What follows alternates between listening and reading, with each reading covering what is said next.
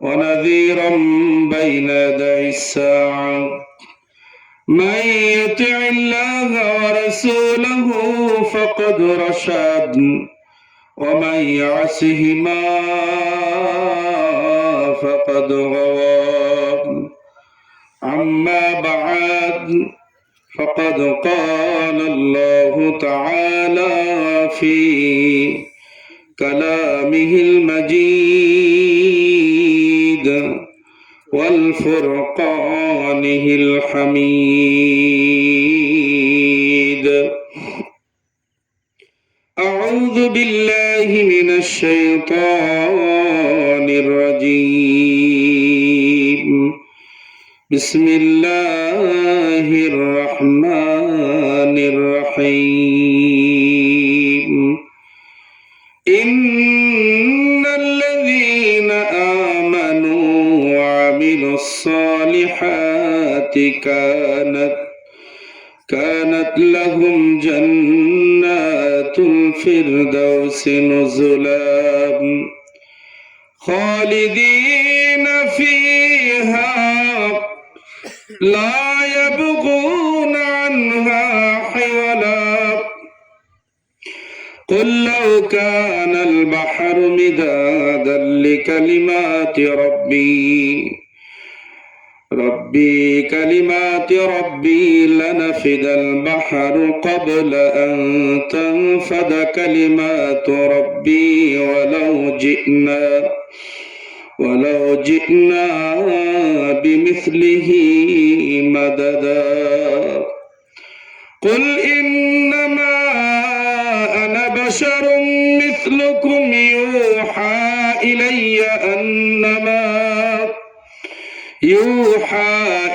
أنما إلهكم إله واحد فمن كان يرجو لقاء ربه فليعمل عملا صالحا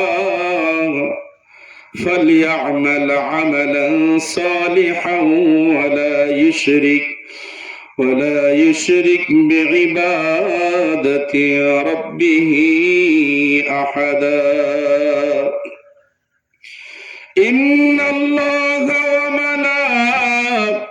وملائكته يصلون على النبي يا أيها الذين آمنوا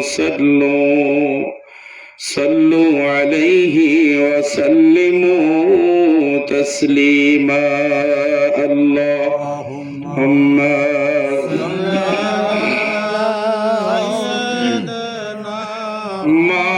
مولانا محمد وعلى علي سيدنا مولانا محمد اللهم صل على سيدنا مولانا محمد وعلى علي سيدنا مولانا محمد আসিগো ডুবে আমি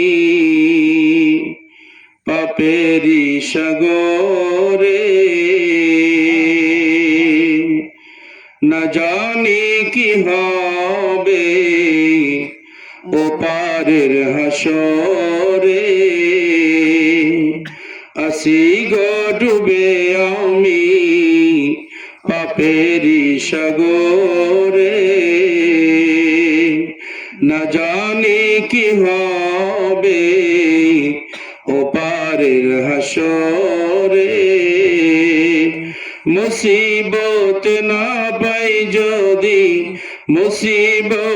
না পাই যদি করুণা তোমার কবরে হাসরে কি হবে আমার কবরে হাসরে কি হবে আমার কবরে হাসরে কি হবে আমার আলহামদুলিল্লাহ। সকল প্রশংসা মহান আল্লাহ রাব্বুল আলামিনের দরবারে।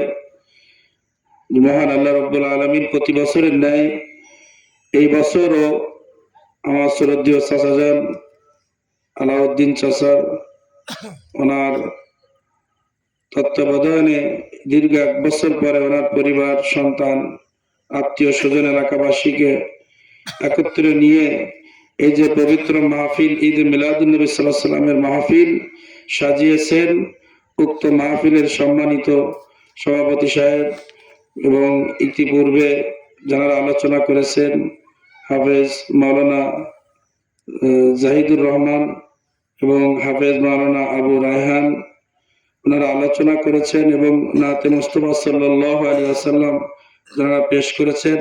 আমার সামনে আমার প্রাণ প্রিয় মুরব্বী একরাম, এলাকাবাসী, আমার স্নেহের ছোট ভাই, যুবক ভাইয়েরা, মুরব্বী একরাম, পর্দার আলে মা ও বোনেরা যারা শুনছেন, সকলকে উদ্দেশ্য করে আমার অন্তরস্থল থেকে মোবারকবাদ জানাই। আসসালামু আলাইকুম ওয়া রাহমাতুল্লাহি ওয়া বারাকাতুহু।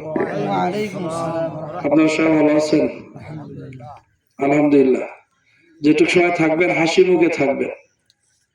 এই হাসি মুখ এবং মহব্বত এটা আল্লাহ পছন্দ করে। যত কষ্ট আসুক দুনিয়ায়, যত পেরেশানি আসুক না কেন, মারা গেলে আর পেরেশানি করা যাবে? কবরে গেলে তো আর কোনো পেরেশানি নেই, দুনিয়ার সব চিন্তা শেষ হয়ে যাবে। এজন্য সবসময় হাসি খুশি থাকবেন। বিজ্ঞানও বলে হাসি খুশি থাকতে। আমার নবী করিম সাল্লাল্লাহু আলাইহি ওয়াসাল্লাম বলেছেন যে তোমরা সবসময় হাসি খুশি থাকবা এবং প্রত্যেকটা কাজের ভিতরে আল্লাহর প্রশংসা করবা যে আল্লাহ আমাকে আলহামদুলিল্লাহ খুব ভালো লাগছে। বিপদে আপদে মুসিবতে সব সময় আমরা পজিটিভ চিন্তার নিয়ে থাকবো, হাসি খুশি থাকবো।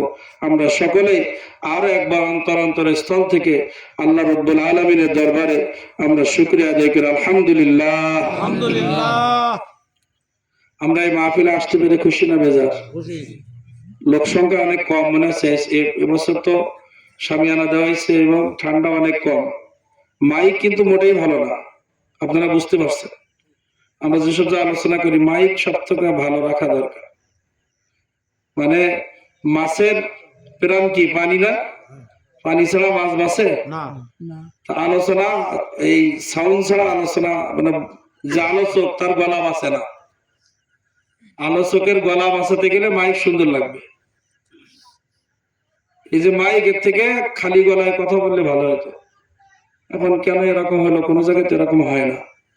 তা যাই হোক, আপনারা বেয়াদবি মাফ করবেন, হয়তো আজকে খুব সুন্দর ভাবে আলোচনা করা সম্ভব হবে না।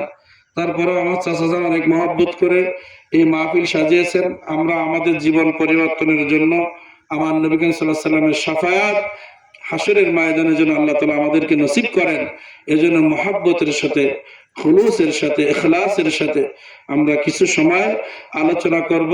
আপনারা আমার জন্য দোয়া করবেন যেন আল্লাহ তাআলা এই জবান দিয়ে আমাদের ইমানের মজবুতির জন্য, রাসূল করিম সাল্লাল্লাহু আলাইহি ওয়াসাল্লাম শাফায়াত যেন আমরা পাইতে পারি, এমন কিছু কথা আল্লাহ তাআলা আমার এই জবান দিয়ে যেন বের করেন। সকলে বলে আমিন, আমিন। মহান আল্লাহ রাব্বুল আলামিন কুরআনুল কারীমের মধ্যে ঘোষণা দিলেন, সূরা বনী ইসরাঈলের শেষের থেকে আলোচনা করেছি। আল্লাহ রাব্বুল আলামিন বললেন, বান্দা আমি তোমাদেরকে পৃথিবীর জমিনে পাঠিয়েছি। এই পৃথিবীর জমিনে তোমরা স্থায়ী থাকতে পারবে না। আজ হোক আর কাল হোক তোমাদের এই পৃথিবী ছেড়ে আমার কাছে আসতে হবে। আমার কাছে তোমার স্থায়ী ঠিকানা। তোমরা আমার বান্দা হও আর বান্দি হও। যাই হও না কেন, পৃথিবীতে স্থায়ী থাকার জায়গা নয়। পৃথিবী থেকে বিদায় নেওয়ার পরে স্থায়ী যে জগৎ আমি তোমাদের জন্য তৈরি করে রেখেছি, এই স্থায়ী জগতে আমার সামনে দাঁড়িয়ে আমার সামনে তোমাদেরকে হিসাব দিতে হবে। আমি আল্লাহ রাব্বুল আলামিন পৃথিবীটাকে সৃষ্টি করেছি, আমি পৃথিবীতে কিছু মাখলুক পাঠাবো। আমি ফেরেশতাদের সাথে তর্ক বিতর্ক করে, ফেরেশতাদের সাথে চ্যালেঞ্জ করে আমি তোমাদেরকে পৃথিবীর জমিনে পাঠিয়েছি। ফেরেশতারা আমাকে বাধা দিয়েছিল। আল্লাহ রাব্বুল আলামিন ইয ক্বালা রাব্বুকা লিল মালাইকাতি ইন্নী জাইলুন ফিল আরদি খলিফা, আল্লাহ তাআলা যখন ঘোষণা দিলেন, হে আমার ফেরেশতারা আমি পৃথিবীতে খলিফা পাঠাবো, ফেরেশতারা আমাকে বাধা দিয়েছিল। ফেরেশতারা বলেছিল, আল্লাহ এই পৃথিবীর জমিনে আমি সর্বপ্রথম জিন জাতিকে সৃষ্টি করেছিলেন, এই জিন জাতি আপনার কথা শুনে নাই, তারা আপনার সাথে নাফরমানি করেছে। আল্লাহ এই মানুষ আপনি সৃষ্টি করবেন না, এই মানুষ মারামারি করবে, কাটাকাটি করবে, জেনা ব্যভিচার করবে, পৃথিবীতে অত্যাচার করবে। আল্লাহ আপনি এই মানুষ সৃষ্টি করেন না। ইন্নী আ'লামু মা লা তা'লামুন, হে আমার ফেরেশতা আমি যা জানি তোমরা তা জানো না। আমি দেখতেছি পৃথিবীর মধ্যে আমার লক্ষ লক্ষ নবীরা যাবে, পৃথিবীর জমিনে আমার রাহমাতুল লিল আলামিন দয়ার নবীকে আমি সৃষ্টি করেছি, এই দয়ার নবীকে আমি পৃথিবীতে একটু ভ্রমণ করাবো। পৃথিবী সৃষ্টি করার আগে আমি আমার রাহমাতুল লিল আলামিনের নূরকে সৃষ্টি করেছি, এই নূরকে দেখে দেখে আমি আমার সময় কাটিয়েছি, কিন্তু এই নূরটারে আমি পৃথিবীর জমিনে পাঠাইতে চাই।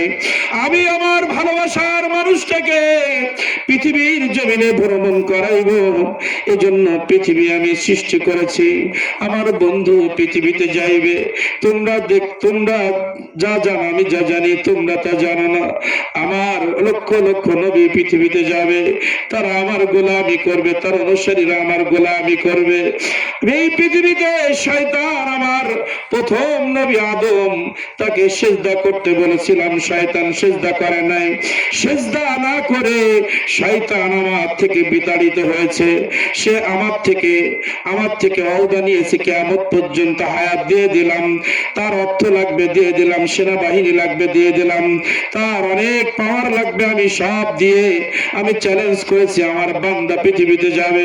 পৃথিবীতে যাওয়ার পরে তুই ধোঁকা দিবি, তোর ধোঁকার পরে সে যখন বুঝবে তুই তো শয়তান, তুই খোদা নয়, তুই আমার রিজিকদাতা নয়, তুই আমার সৃষ্টিকর্তা নয়, আমার সৃষ্টিকর্তা আল্লাহ। তোমরা ফেরেশতাদের সাথে আল্লাহ তাআলা এই কথোপকথন করেছিলেন, আমার নবীরা শয়তানের সাথে জিহাদ করবে, আমার বান্দারা শয়তানের সাথে জিহাদ করে আমি আল্লাহ আমার সামনে একটা সিজদা দিয়ে দিবে, আমার কাছে তওবা করে ক্ষমা চাইবে, আমার তাসবিহ পড়বে, পৃথিবীর জমিনে আমার নবীর দুরূদ মুবারাকা পড়বে, এই মানুষগুলোকে আমি পৃথিবীর জমিনে পাঠাইব। আল্লাহ রাব্বুল আলামিন বড় আশা করে পৃথিবীতে পাঠিয়েছিলেন। আজকে তো মনে হয় আল্লাহ রাব্বুল আলামিন এই দিনটার জন্য আমাদেরকে সৃষ্টি করেছিলেন। আমার কিছু পাগল বান্দা, আমার নবীর কিছু উম্মত, তারা একত্রিত হয়ে আমার নবীর গুণগান গাইবে। এই গুণগান গাওয়ার জন্য তো আমি কত মায়া করে, কত মহব্বত করে আমি নবী মুহাম্মদুর রাসূলুল্লাহকে দুনিয়ার জমিনে পাঠাইলাম।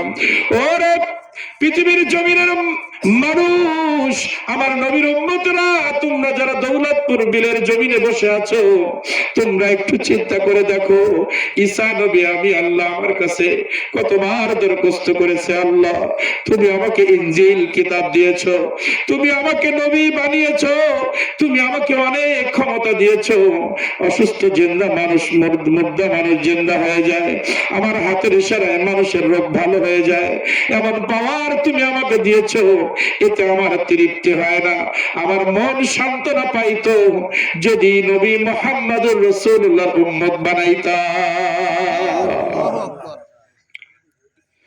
হে দৌলতপুরের মুসলমান, তোমরা কত বড় সুন্দর একটা অনুষ্ঠান করেছো, কেন জানোনি? তোমরা মহব্বতের সাথে বসে কিছু কথা শোনো, তোমরা মহব্বতের সাথে বসে কিছু কথা শোনো। যে নবীরা আমার নবীর উম্মত হওয়ার জন্য দরখাস্ত করেছিল, কিন্তু সুযোগ নাই, করি নাই। মুসা আলাইহিস সালাম আমার কাছে দরখাস্ত করেছে, আমি মুসার দরখাস্ত কবুল করি নাই। আর তোমরা দৌলতপুর জমিনে যারা বসে আছো, বাংলাদেশের মুসলমান, তোমরা একটু চিন্তা করে দেখো, মায়ের গর্ভেও দরখাস্ত করো নাই, দুনিয়া এসেও দরখাস্ত করো নাই, বিনা দরখাস্তে, বিনা দোয়ায়, বিনা আবদারে আমি তোমাদেরকে রাহমাতুল লিল আলামিনের উম্মত বানায় পাঠাইছি। রহমত আলম নূরে মুজাসসাম, সাহাবীরা আতর বানাই ওই নবীজির গাম, সাহাবীরা আতর বানাই ওই নবীজির ঘাম। তোমরা শুনো, জানো, মানো কেমন আমার নবীজি, তোমরা শুনো, জানো, মানো কেমন আমার নবীজি, যাহার পাগল চন্দ্র সূর্য তারকারাজি, যাহার পাগল চন্দ্র সূর্য তারকারাজি। তোমরা আরো শুনবানি সুন্দর কাহিনী, জান্নাতের রুমে রুমে লেখা নবীর নাম, জান্নাতের রুমে রুমে লেখা নবীর নাম। জান্নাতে নবীর নাম, চন্দ্র নবী নবী বলে, আকাশ নবীর পাগল, জমিন নবীর পাগল, পৃথিবীর মাটি পর্যন্ত আমার নবীর পাগল। পৃথিবীর সব সৃষ্টিকুল যে নবীর পাগল, তোমরা পাগল না হয়ে যাইবা কোথায়? আলোচনার মধ্যে ঢুকবো, দেখবেন নবী কেমন জিনিস, কে কেন মিলাদুন নবীর পাগল আমরা। আল্লাহ রাব্বুল আলামিন বললেন, বান্দা এত কিছু করেছি পৃথিবীতে, এই পৃথিবীতে আমি তোমাদের জন্য পরীক্ষা করার জন্য পাঠাইলাম। এই পরীক্ষায় পাশ করবা, তখন ঈমান মজবুত করতে পারবা। যখন আমি আল্লাহ তোমাদেরকে পৃথিবীতে পাঠিয়েছি, রূহ জগতে একবার তোমাদের সাথে সাক্ষাৎ হয়েছিল, আমি আল্লাহ আমাকে রব বলে তোমরা মেনেছিলে। পৃথিবীতে তোমাদের সাথে একবার সাক্ষাৎ হয়েছে, আরেকবার সাক্ষাৎ হবে হাসরের মাঠে। কোথায়? রূহ জগতে তোমরা যখন ছিলা, তোমরা দুনিয়াতে যাও নাই, ভালো মন্দ করার কোন সুযোগ ছিল না, তোমরা তখন জান্নাতে ছিলে। আদম আলাইহিস সালাম থেকে শুরু করে নবী মুহাম্মদ রাসূলুল্লাহ সাল্লাল্লাহু আলাইহি ওয়াসাল্লাম, সেইখান থেকে কিয়ামত পর্যন্ত পৃথিবীতে যত মানুষ আসবে, সবাই রূহ জগতে জান্নাতের মধ্যে ছিল। পৃথিবীতে এসে কেউ নাস্তিক হলো, কেউ মুরতাদ হলো, কেউ ইহুদি, খ্রিস্টান, হিন্দু, বৌদ্ধ হলো, শয়তানের ধোঁকায় পড়ে বিভিন্ন দলে বিভক্ত হয়ে গেল।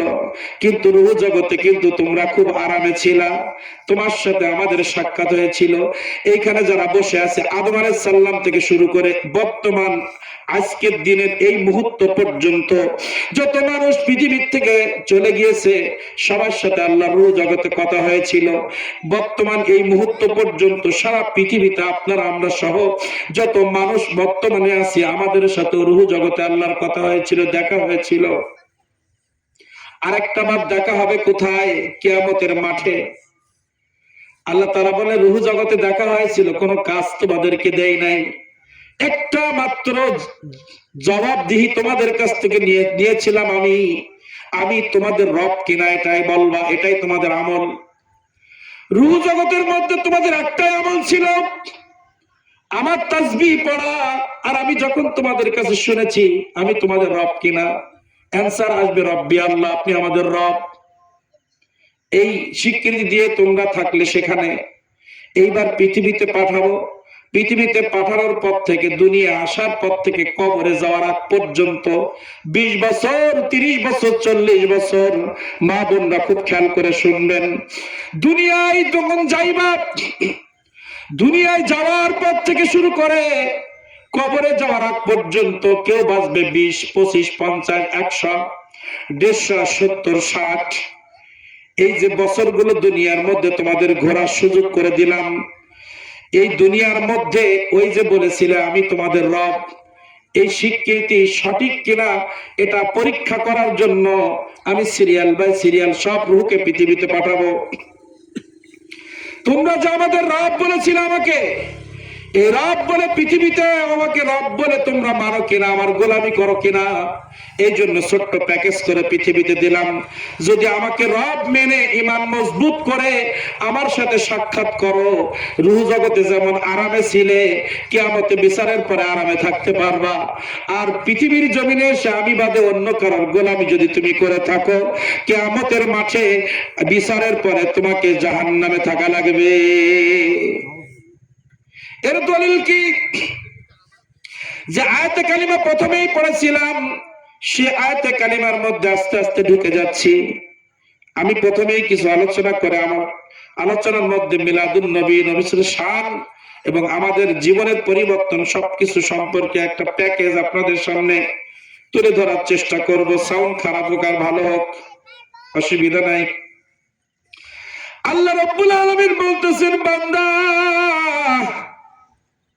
ইন্নাল্লাযীনা আমানু ওয়া আমিলুস সালিহাত কানাত লাহুম জান্নাতুল ফিরদাউসি নুজুলা। দুনিয়ার জিন্দেগির পরে, কিয়ামতের মাঠে বিচারের পরে, কিয়ামতের মাঠের পরে আমি জান্নাত আর জাহান্নাম রেখেছি। ওই জান্নাত নামক নিয়ামত তোমরা পাইবা তখন পৃথিবীর 40-50-60 বছর এই জিন্দেগিতে ঈমান আর আমল ঠিক থাকবে। যখন পৃথিবীর জমিন থেকে যখন কবরে যাবা, কবরে রাখার সময় যদি তোমার ঈমান আর আমল ঠিক থাকে, কবরে আরামে রাখবো। কিয়ামতের ময়দানে সূর্যের তাপ তোমাদেরকে আমি অনুভব করতে দেব না। যারা পৃথিবীতে গুনাহ করে হাসরের মাঠে উঠবে, সূর্য তাদের মাথার কাছে যাবে, জিহ্বাগুলো টকবক করতে থাকবে, জিহ্বাটা নাভি পর্যন্ত বেরিয়ে আসবে। আর পৃথিবীতে যার আমল আর ঈমান ঠিক করে আসবে, হাসরের ময়দানে তার পাশের লোকের ঘিনু টকবক করবে, কিন্তু তোমার শরীরে কোনো তাপ লাগবে না। সবাইকে গরম পানি খাওয়ানো হবে। পিপাসায় যখন কাতর হয়ে যাবে, পুজ জাতীয়, রক্ত জাতীয় গন্ধ, দুর্গন্ধ গরম পানি তাদেরকে দেওয়া হবে। আর তোমাদের কাছে চলে যাবে জান্নাতের নিয়ামত, জান্নাতের পানি তোমাদের কাছে পৌঁছায় যাবে, কাউসারের পানি পৌঁছায় যাবে। তাহলে দুনিয়ার থেকে পরকালে যাওয়ার পরে আল্লাহর সাথে সাক্ষাৎ করতে গেলে কি লাগবে? ঈমান আর আমল। এর উপরে আমরা আস্তে আস্তে আলোচনায় ঢুকবো। আল্লাহর সাথে সাক্ষাতের জন্য কয়টা জিনিস লাগবে? ঈমান আর আমল, আর কিছু না। ঈমান ঠিক আছে কিনা আর আমল ঠিক আছে কিনা। এখন ঈমান বোঝার জন্য কিছু আলোচনা, আর আমল সহি করতে গেলে কি লাগবে সেই বিষয়ে কিছু আলোচনা আমরা ইনশাআল্লাহ করব। এই আয়াতের শেষের একটা শব্দ আছে, খেয়াল করবেন, ফামান কানা, অতঃপর তোমরা যদি চাও, ইয়ারজু, আসবা, ফিরে আসবা আমার দিকে, লিকা, সাক্ষাৎ করার জন্য। আমরা রূহ জগতে সাক্ষাৎ হয়েছে না? আর দুনিয়ায় কিছুদিন থাকার পরে আল্লাহর সাথে সাক্ষাৎ হবে না আবার আরেকবার বিচারের মাঠে? তা আল্লাহ তাআলা বললেন, ফামান কানা ইয়ারজু লিকা রাব্বিহি, আমি রব, আমি আল্লাহ, আমার সাথে দুনিয়ার জিন্দেগিতে মৃত্যুর পরে আমার সাথে যদি সাক্ষাৎ করতে যাও, লিকা রাব্বিহি, আমি তোমাদের রব, আমার সাথে যদি তোমরা সাক্ষাৎ করতে চাও, ফালইয়ামাল, আমল লাগবে, সালিহা, একনিষ্ঠ আমল ছাড়া আমার সাথে সাক্ষাৎ করতে এসো না। আমার সাথে সাক্ষাৎ করার জন্য তুমি চাইলেও করা লাগবে, না চাইলেও করা লাগবে। তুমি পৃথিবীর জমিন থেকে তুমি যদি চাও আমার সাথে সাক্ষাৎ করতে, তাও সাক্ষাৎ করা লাগবে। যদি পৃথিবীর জমিনে তুমি বলে থাকো অনেক পাপ করেছি, আল্লাহ বিদ্বেষী কাজ করেছি, সাক্ষাৎ হলে পিটাইবে, এই ভয়ে যদি তুমি পালাও, তারপরেও আমার সাথে সাক্ষাৎ করা লাগবে। এখন যদি সাক্ষাৎ করাই লাগে, সাক্ষাৎ করার জন্য তোমাদের আমি সবক দিয়ে দিলাম। প্রথম কি ঈমান মজবুত থাকা লাগবে, আর ঈমান মজবুতের জন্য কি লাগবে আলোচনায় ঢুকবো। আর দ্বিতীয় লাগবে আমল। এই আয়াতের মধ্যে সেটাও বলা আছে, ফামান কানা ইয়ারজু লিকা রাব্বিহি, তোমরা যদি আমি রব আমার সাথে সাক্ষাৎ, লিখা মানে সাক্ষাৎ করা, দেখা করা, যদি আমি আল্লাহ আমার সাথে তোমরা দেখা করতে চাও, ফালিয়ামাল, আমল করো। কি আমল? আমরা আমল করি না? আমল কি বলেন তো? এই যে এখন বসে আছি এটাও কিন্তু আমল। আমরা রাতে ঘুমাবো এটা আমল। আমরা 3 বেলা খাইবো এটা আমল। আমরা বাথরুমে যাবো এটা আমল। পোশাবে যাবো আমল। আমরা সারাদিন এই যে ঘেরটারে মাছের খাদ্য দিবে ওটা আমল। আল্লাহ তাআলা বলছে পৃথিবীতে যা করবা সবই আমল, কিন্তু প্রত্যেকটা আমলের ভিতরে আমি আল্লাহ থাকলে ওই আমল জান্নাতে নিবে, আর ওই আমলের ভিতরে যদি আমি আল্লাহ না থাকি তোমাকে জাহান্নামে নিবে। তার মানে আমি এখন আলোচনা করছি, এখানে যদি আমার রাসূলের সাথে বেয়াদবি করি, কি করি? কোরআন মাজিদের অপব্যাখ্যা করি, এই মাহফিল আমাকে জাহান্নামে নিবে। আর এখানে যদি আমি সহি কথা বলি, এখানে যদি পলিটিক্স না করি, টিকিট বিক্রি না করি, তাহলে আমাকে কি করবে? আল্লাহ তাআলা জান্নাতে দিবে। কি করবে? এই মাহফিল আমাকে জান্নাতে দিবে। আমি ঘেরের কাজ করতেছি, কারোর আইন ফাঁকিটা কি দেই নাই। আমার নিজের জমি আমি সুন্দরভাবে পরিচর্যা করছি, এই সারাদিন যত মাছের খাদ্য দিলাম, বিক্রি করলাম, এই ব্যবসা আমাকে জান্নাতে নিবে। সুবহানাল্লাহ। আর যদি এখানে 1 বিঘা জমি কারোর জোর করে নেওয়া থাকে, কি থাকে? জোর করে নেওয়া থাকে, আইল ঠেলি নেওয়া থাকে, তাহলে ওই সারাদিনের পরিশ্রম আমাকে জাহান্নামে নিবে। আমি কথা বলছি যেটা বলা দরকার, যেটা সত্য কথা, এটা বলি না ঘোড়ায় মিথ্যা বলেছি। কথা বলা আমল, ওই কথা বলাটা আমাকে জান্নাতে নিবে, কিন্তু কথাটা মিথ্যা হলে আমার ওই কথার আমলের কারণে আমাকে জাহান্নামে যাওয়া লাগবে। এর ব্যাখ্যা ধারাবাহিকভাবে আসতেছে সামনে। তাহলে রূহ জগতে আল্লাহর সাথে দেখা হয়েছে আমাদের একবার, আরেকবার দেখা হবে কিয়ামতের মাঠে। আর নয়, প্রথম দেখাটা ভালো ছিল, দ্বিতীয় দেখাটা কারোর জন্য হবে ভালো, কারোর জন্য হবে খারাপ। কাদের জন্য খারাপ আর কাদের জন্য ভালো, আলোচনার মধ্যে আপনি আমি আমরা সবাই বুঝে যাব ইনশাআল্লাহ। আল্লাহ রাব্বুল আলামিন বললেন, ফামান কানা ইয়ারজু লিকা রাব্বিহি ফালইআমাল আমালান সালিহা, তোমরা আমার সাথে সাক্ষাৎ যদি করতে চাও, সাক্ষাৎ তো করাই লাগবে, চাও আর না চাও। আমার সাথে সাক্ষাৎ করার জন্য একটি নেক আমল লাগবে। কি আমল? নেক আমল। নেক আমল কাকে বলে? যে আমলটা আল্লাহর জন্য হয়, যার মধ্যে আর কোনো শরীক থাকে না। যেমন আমি জায়নামাজ বিছাইছি ঘরের মধ্যে, ঘেরের বাসায়, মসজিদে, কোথায়? মসজিদে।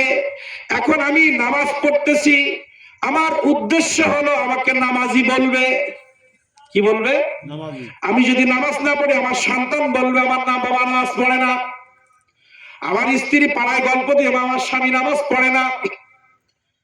এই নিয়ত যদি করি, এই নামাজটা আল্লাহর জন্য হলো না, স্ত্রীর জন্য হলো, এটাকে বদ আমল বলে। আর আমলে সালিহ, জায়নামাজ বিছাইছি আমার আল্লাহর জন্য, সিজদা দিব আল্লাহর জন্য। মান আহাব্বা লিল্লাহ ওয়া আবগাদা লিল্লাহ ওয়া আতা লিল্লাহ ওয়া মানাআ লিল্লাহ ফাকাদ ইসতাকমালাল ঈমান। আমার নবীজি বললেন, ঈমান কি জিনিস জানো? দুনিয়ায় যত ভালোবাসা, যত ভালো কাজ, যত আমল, সব আমল যদি আল্লাহর জন্য হয়, ওইটা ভালো কাজ, ঈমানদারের কাজ। তুমি দান করবা, ওই দানটা হতে হবে আল্লাহর জন্য, ভোট পাওয়ার জন্য নয়। মানুষকে বিরিয়ানির প্যাকেট দিবা, ভোট পাওয়ার জন্য দিলে হবে না। এখন তো বিশাল রাজনীতি চলতেছে সারা বাংলাদেশে, এমনকি জান্নাতের টিকিট ধরিয়ে দেওয়া হচ্ছে। এমন পর্যায়ে চলে গেছে দুনিয়া, যেটা এই পৃথিবীর মানুষ কোনোদিন কল্পনা করে নাই, যেটা কোনোদিন কল্পনা আসে নাই। ক্ষমতা পাওয়ারের জন্য মানুষ পাগল হয়ে গেছে। এটা ভালো আমল নয়, লোভ দেখানো ভালো আমল নয়। তুমি কর্ম করে মানুষের মন জয় করো। কি করে? লোভ দেখিয়ে নয়, কোরআন মাজিদ বিক্রি করে না, ইসলাম বিলীন করে নয়। এটা বদ আমল। আর সহি আমল সব হবে আল্লাহর জন্য। কার জন্য? আল্লাহর জন্য। যদি কোনো কাজ না হয়, যে কোনো কাজ, সেজদা হোক, দান হোক, আর যাই হোক না কেন, এর মাঝখানে যদি কোনো মাধ্যম চলে আসে, ওটা আমলে সালেহ না। আল্লাহ তাআলা কি বলছে? আমল করবা। কিন্তু এখানে যদি সালেহ শব্দ আল্লাহ না দিতেন, আমরা সবাই পার পেয়ে যেতাম।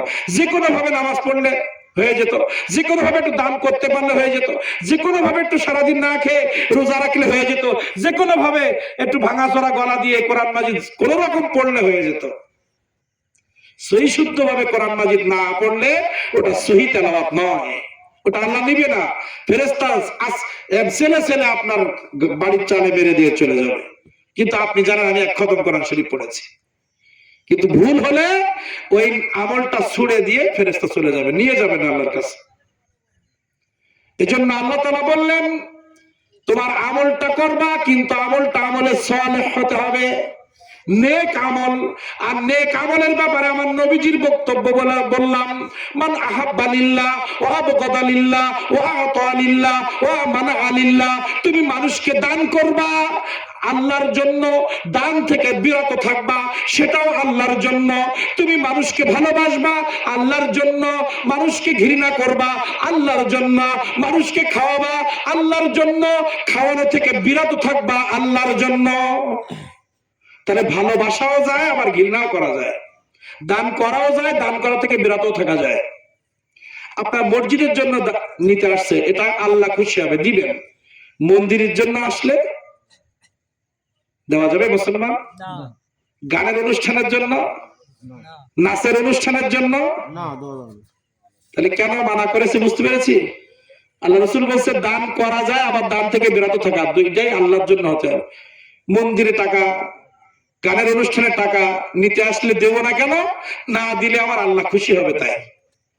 আর মসজিদ মাদ্রাসা মাহফিলে দেবো কেন? ওখানে আল্লাহর কথা হবে, আল্লাহ খুশি হবে তাই। তাহলে দান করাও যায়, দান করা থেকে বিরত থাকা যায়। আল্লাহ তাআলা বললেন, বান্দা তুমি চাইলেও আমার কাছে আসতে হবে, না চাইলেও আমার কাছে আসতে হবে।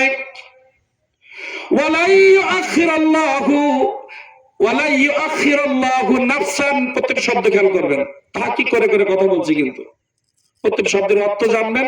এই অর্থ জানলে নামাজে যখন তেলাওয়াত করবেন চোখে পানি আসবে। আমরা কোরআন মাজিদের আয়াত পড়ি কিন্তু অর্থ জানি না, এই জন্য নামাজের মধ্যে ভক্তি শ্রদ্ধা আসে না। এখানে কোরআন মাজিদ থাকলে সবচেয়ে ভালো হতো। ওয়ালা ইউআখিরুল্লাহু নাফসান ইযা জাআ আজালুহা ওয়াল্লাহু খাবীরুম বিমা তা'মালুন।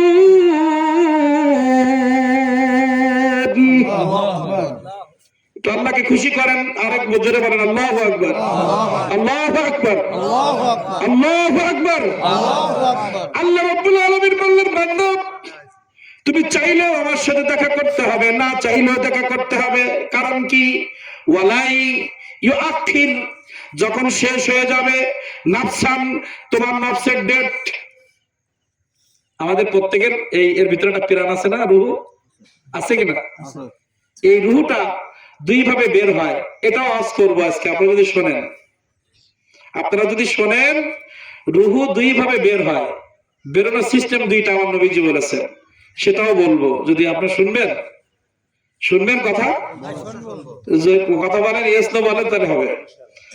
আল্লাহ রাব্বুল আলামিন বলতেছেন, ওয়ালা ইউআখির, আখির মানে শেষ, ওয়ালা ইউআখির, যখন শেষ হবে, নাফসান, তোমার রূহটার বয়স মেয়াদ। আমি যখন রূহ জগতের থেকে মায়ের গর্ভে দিয়েছিলাম, যখন স্বামী স্ত্রীর মিলনে যখন কনসেপ্ট হয়, যেই তারিখে কনসেপ্ট হয়, ওইখান থেকে 40 দিন ধরে ওই রক্তটা, ওই নাপাক পানিটা একটা রক্ত দোলা হয়। আর 40-এর পরে ওইটার ভিতরে আস্তে আস্তে মাংস হয়। তৃতীয় 40-এর পরে ওর সাথে হাড্ডি যুক্ত হয়। চতুর্থ 40 মানে 120 দিন। 120 দিন যখন হয়, কান হয়, চোখ হয়। 120 দিন যখন হয় চোখ কান হাত পা সব তৈরি হয়ে যায়। অনেক মাংস আছে যে মাংসের মধ্যে আমি রুহুও দেই না, এমনি এমনি নষ্ট হয়ে যায়। অনেকের রুহু দেওয়ার পরে 1 মিনিট পরে নষ্ট হয়ে যায়, কারণ ওই রুহুর মেয়াদ 1 মিনিট। 120 দিন পর্যন্ত রুহু যায় না। রক্ত, নাপাক থেকে রক্ত, রক্ত থেকে মাংস, মাংস থেকে হাড্ডি, সব গঠনতন্ত্র যখন আল্লাহ তৈরি করে দেন, এবার ফেরেশতাকে বলে যাও জিব্রাইল যাও, গিয়ে ওই আমার এই রুহুটা নিয়ে যাও, রুহুটা ফুকে দাও। ফু দেয়, ফু, রুহু দেখা যায়। পৃথিবীর বিজ্ঞানী বহু চেষ্টা করেছে, এমনকি চতুর্দিকে গ্লাস ফিট করে একটা মুমূর্ষু রোগীকে একটা ঘরের মধ্যে নিয়ে দেখেছে যে রুহু বেরো কোন পার্টে বের হয়, রুহু যা মাপবে দেখবে, কিন্তু বিজ্ঞান পারে নাই। মানে চারিদিকে গ্লাস ফিট করে মুমূর্ষু রোগী নিয়ে তারা পরীক্ষা করেছে, দেখি রুহুটা কোন সাইডে বের হয়। কিন্তু ওটা ফু, আল্লাহর হুকুম। রুহু সম্পর্কে আল্লাহ তাআলা কি বলেছেন? ইয়াসআলুনাকা আনির রূহ কুলির রূহু মিন আমরি রাব্বি। আল্লাহ তাআলা বলছেন, নবী আপনার কাছে রুহু সম্পর্কে যদি পৃথিবীর কোন মানুষ প্রশ্ন করে, আপনি বলবেন কুলির রূহু মিন আমরি রাব্বি, রুহুটা আল্লাহর নির্দেশ, বলে চলে যায়, বলে বেরিয়ে আসে, দেখা যাবে না।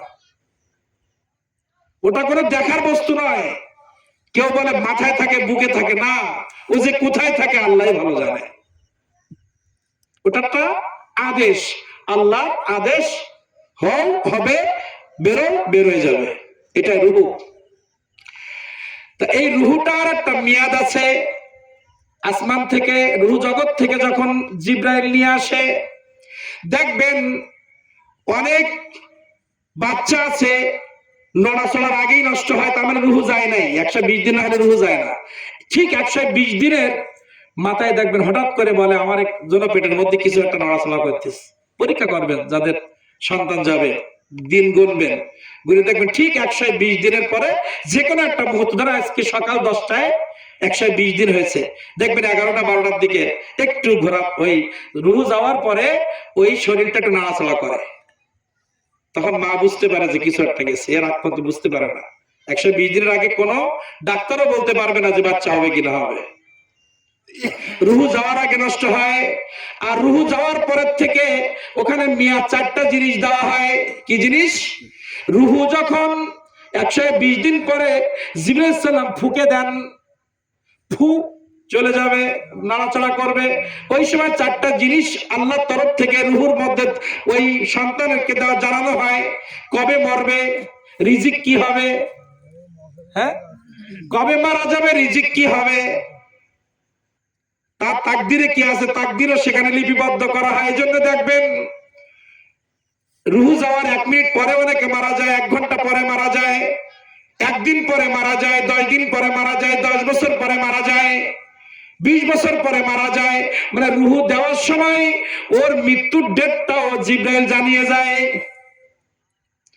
এই জন্য আল্লাহ তাআলা বললেন ওই ডেটটা আমি আর জিব্রাইল ছাড়া কেউ জানে না, আমি আল্লাহ ছাড়া কেউ জানে না ওই রুহটা কবে বের হবে। এজন্য আল্লাহ তাআলা বলেন এটা ডেডলাইন আমার কাছে আছে, যদি জানাই দেই তো তোমরা পাগল হয়ে যাবা, যদি বলি 2 দিন পরে মারা যাবা, দুনিয়া সব কিছু ছেড়ে দিয়ে বন জঙ্গলে চলে যাবা। এজন্য আমি উজ্জ্বল রেখেছি, আমল করতে থাকো, আমল করতে থাকো। আল্লাহ তাআলা বললেন ওয়ালা ইউআখিরুল্লাহু নাফসান, যখন তোমার ওই রুহুর মেয়াদ শেষ হয়ে যাবে, হঠাৎ করে তুমি মারা যাবা, ওয়ালা ইউআখিরুল্লাহু নাফসান ইযা জাআ আজালুহা, যখন রুহের মেয়াদ শেষ হয়ে যাবে, একটা সেকেন্ড আর দেরি করা হবে না, একটা সেকেন্ড আর দেরি করা হবে না।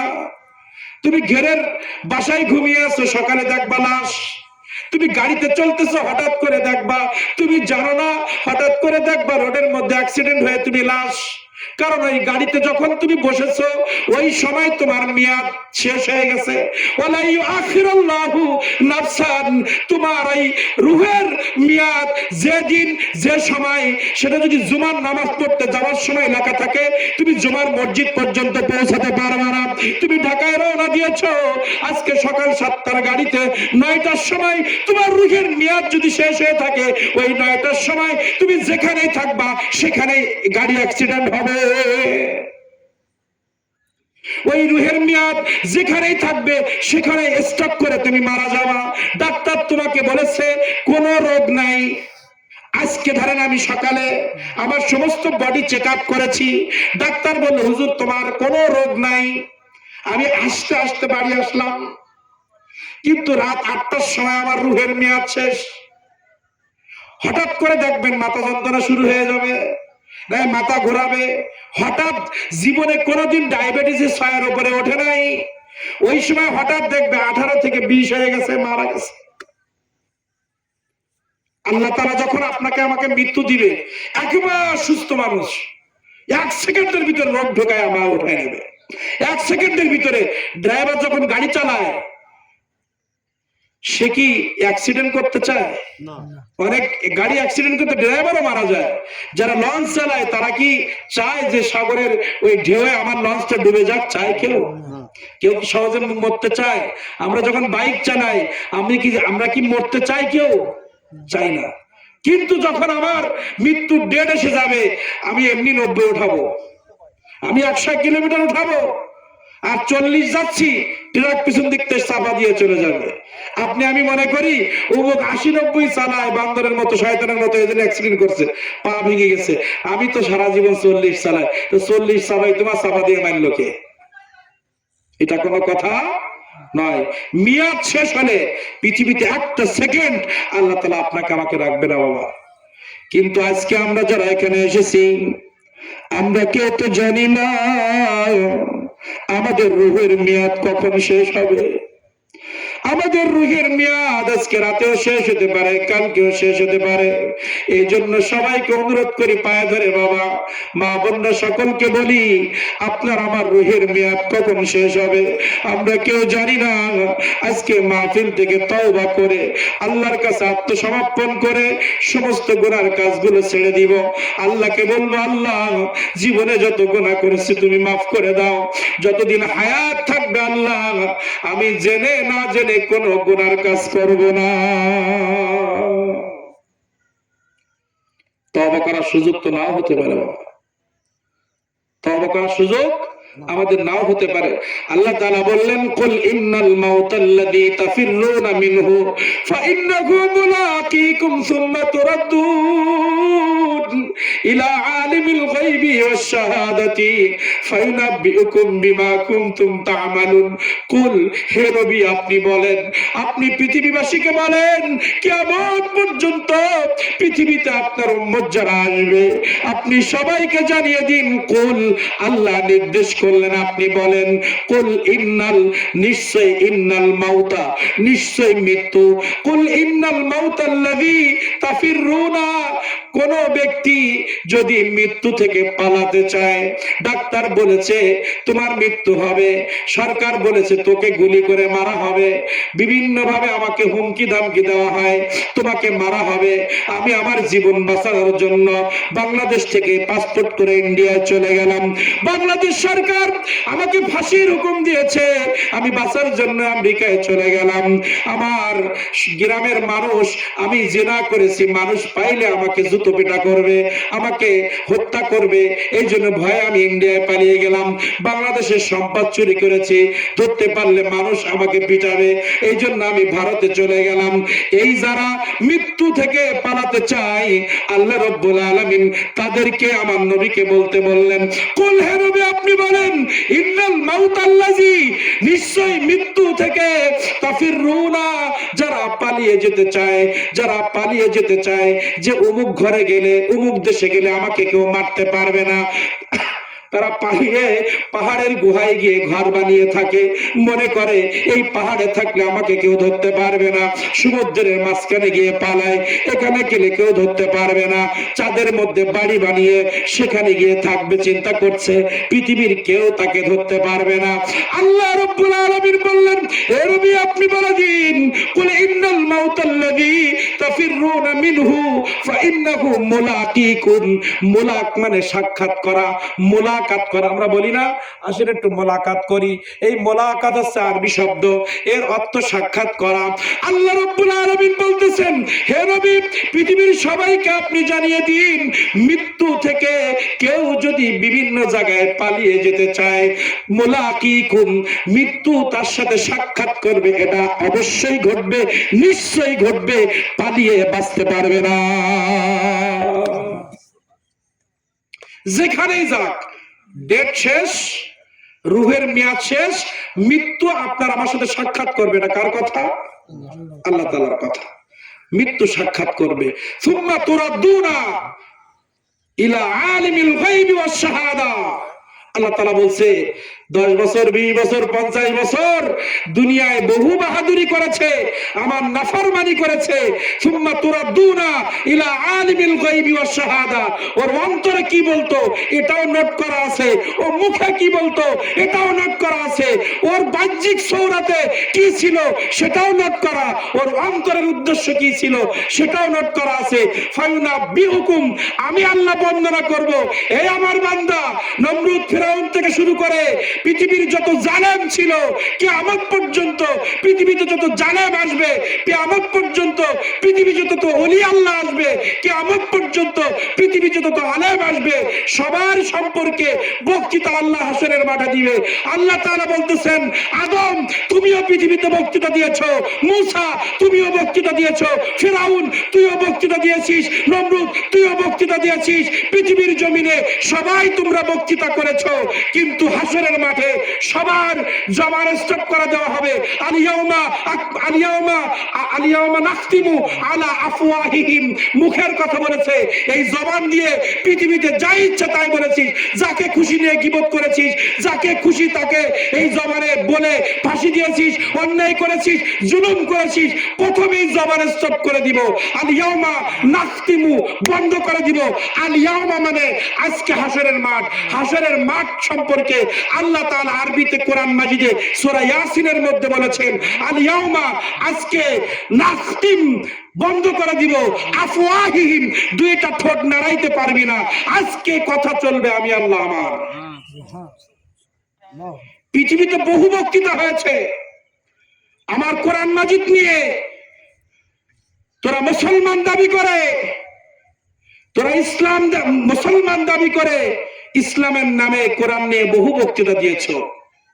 আজকে বক্তৃতা চলবে আমার আর আমার নবীর, কারোর বক্তৃতা নেওয়া হবে না। দলিল কি?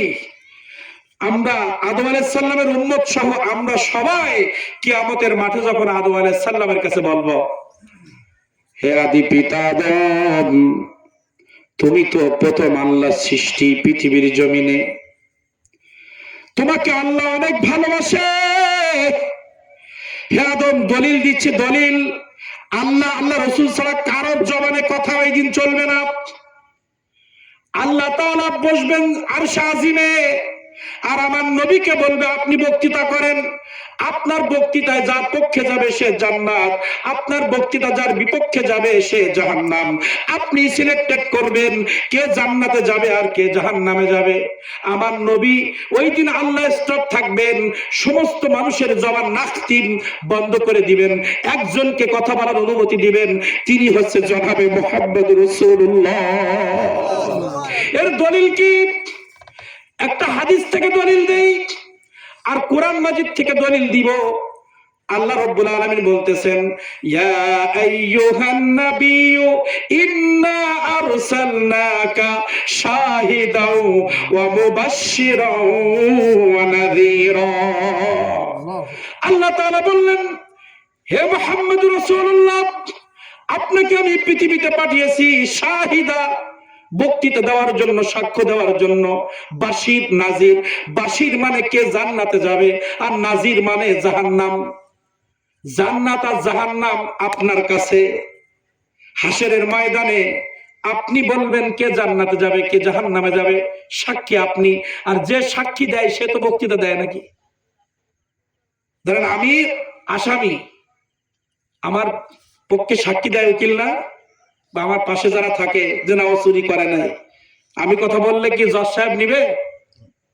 না, আমার পক্ষে বিপক্ষে একজন সাক্ষী সে কথা বলবে আর উকিল সাহেব লড়বে। কি করবে? উকিল সাহেব লড়বে। সেদিন উকিল হবে আমার নবী মুহাম্মদ রাসূলুল্লাহ। ধরা খাবো সেই দিন যারা রসুলের নামে কটূক্তি করেছি, আমাদের কাতারে নিয়ে এসেছি, আমাদের সাথে মিশিয়ে ফেলছি, রাসূল সাল্লাল্লাহু আলাইহি ওয়াসাল্লামের রেখে যাওয়া জান্নাতি সুন্নাত, সেই সুন্নাতকে যারা বিলীন করে দিচ্ছে পৃথিবীর থেকে, বাংলাদেশ থেকে, এই সমস্ত মানুষগুলো আমার রসুলের সামনে সেদিন কিভাবে মুখ দেখাবে বলেন? কোরআন মাজিদ বলছে আমার নবী সাক্ষী দিবে, নবী। এখন প্রশ্ন আসতে পারে যে আপনার উম্মত গুলো আপনি সাক্ষ্য দিলেন, তো ওই অন্য নবীর উম্মত গুলো কিভাবে কি করবে? অন্য নবীর উম্মতের ঘটনা আল্লাহ তাআলা সব জানিয়েছেন আমার নবীকে। ফাআওহা ইলা আবদিহি মা আওহা, মেরাজে কোরআন মাজিদ নাজিল করে সব নবীর উম্মতের টোটাল ঘটনা সব আমার নবীর জানা। সেদিন প্রশ্ন হবে আপনি তো শেষ নবী, আমি মুসার উম্মত, আমার এত ঘটনা আপনি জানলেন কেমনে? সারা জীবন মুসা নবীর উম্মতি করলাম, উম্মতগিরি করলাম, আজকে শাফায়াত নীতি হচ্ছে জনাবে মুহাম্মদ রাসূলুল্লাহ। এর দলিল কি? কোরআন মাজিদ থেকে দলিল দিলাম। হাসরের মাঠে কথা চলবে আল্লাহ আল্লাহ রসুলের। কারোর কোন বক্তৃতা, যত বড় স্কলার হোক, পৃথিবীতে অনেক বড় বড় ডক্টর একটা বক্তব্য দিচ্ছে, ইঞ্জিনিয়াররা বক্তব্য দিচ্ছে, বড় বড় স্কলাররা বক্তব্য দিচ্ছে, মুফতি নাম দিয়ে, মুহাদ্দিস নাম দিয়ে, মুফাসসির নাম দিয়ে স্টেট কাঁপায় চলে যাচ্ছে। জীবনে এমন ব্যাখ্যামূলক আলোচনা কোরআন মাজিদ থেকে আপনারা ইতিপূর্বে শুনেছেন কিনা আমার জানা নাই। আপনারা তো টেবিল বাড়ানো শুনেছেন বহু, এখন তো মাহফিল গুলোতে শুধু প্রচার, নিজের প্রচার, নিজের প্রচার। কেউ মুরিদ বানানোর প্রচার, কেউ দলের ভোট বানানোর প্রচার, এইগুলো তো হয়, আসল কথা কয় না। কিন্তু আসল কথা কবে আল্লাহ তাআলা হাসরের মাঠে ধরা খাবো সে সময়। আল্লাহ রাব্বুল আলামিন বলতেছেন ইয়া আইয়ুহান নাবিয়্যু ইন্না আরসালনাকা শাহিদান ওয়া মুবাশশিরান ওয়া নাযীরা। জাহান্নাম আর জান্নাতের বর্ণনা আপনি দিবেন, কে যাবে আপনি বলবেন। এবার আসেন হাদিসে মুবারাকা, লম্বা বুখারীর হাদিস, সারা জীবন শুনেছেন মিলান। আদম আলাইহিস সালাম থেকে শুরু করে জনাবে মুহাম্মদুর রাসূলুল্লাহ সাল্লাল্লাহু আলাইহি ওয়াসাল্লাম পর্যন্ত যত মানুষ পৃথিবীতে আসছে, কিয়ামত পর্যন্ত আসবে, আপনি আমি, মুসার উম্মত, ইব্রাহিম আলাইহিস সালামের উম্মত, ইসমাঈল আলাইহিস সালামের উম্মত, লূত নবীর উম্মত, আদম আলাইহিস সালামের উম্মত, সবাই গিয়ে আদম আলাইহিস সালামের কাছে বলবো, এ আদম, আপনি আল্লাহর প্রথম, আপনি আল্লাহর প্রথম বান্দা, আপনি আদম, আপনি আল্লাহর কাছে একটু শাফাআত করেন। হে হাসরের ময়দানের কষ্ট আর সহ্য হয় না, আপনি আমাদের জন্য একটু শাফাআত করেন। আদম আলাইহিস সালাম বলবে, আমি একটা ভুলের কারণে আমি অনেক দিন পরে আল্লাহর কাছ থেকে ক্ষমা চেয়ে ক্ষমা পেয়েছি, আমি আল্লাহর কাছে বলার মতো সেই যোগ্যতা আমার নাই, আমি তোমাদের জন্য কিছুই করতে পারবো না। মুসা আলাইহিস সালামের কাছে যাব, মুসা আলাইহিস সালাম ফিরিয়ে দিবেন।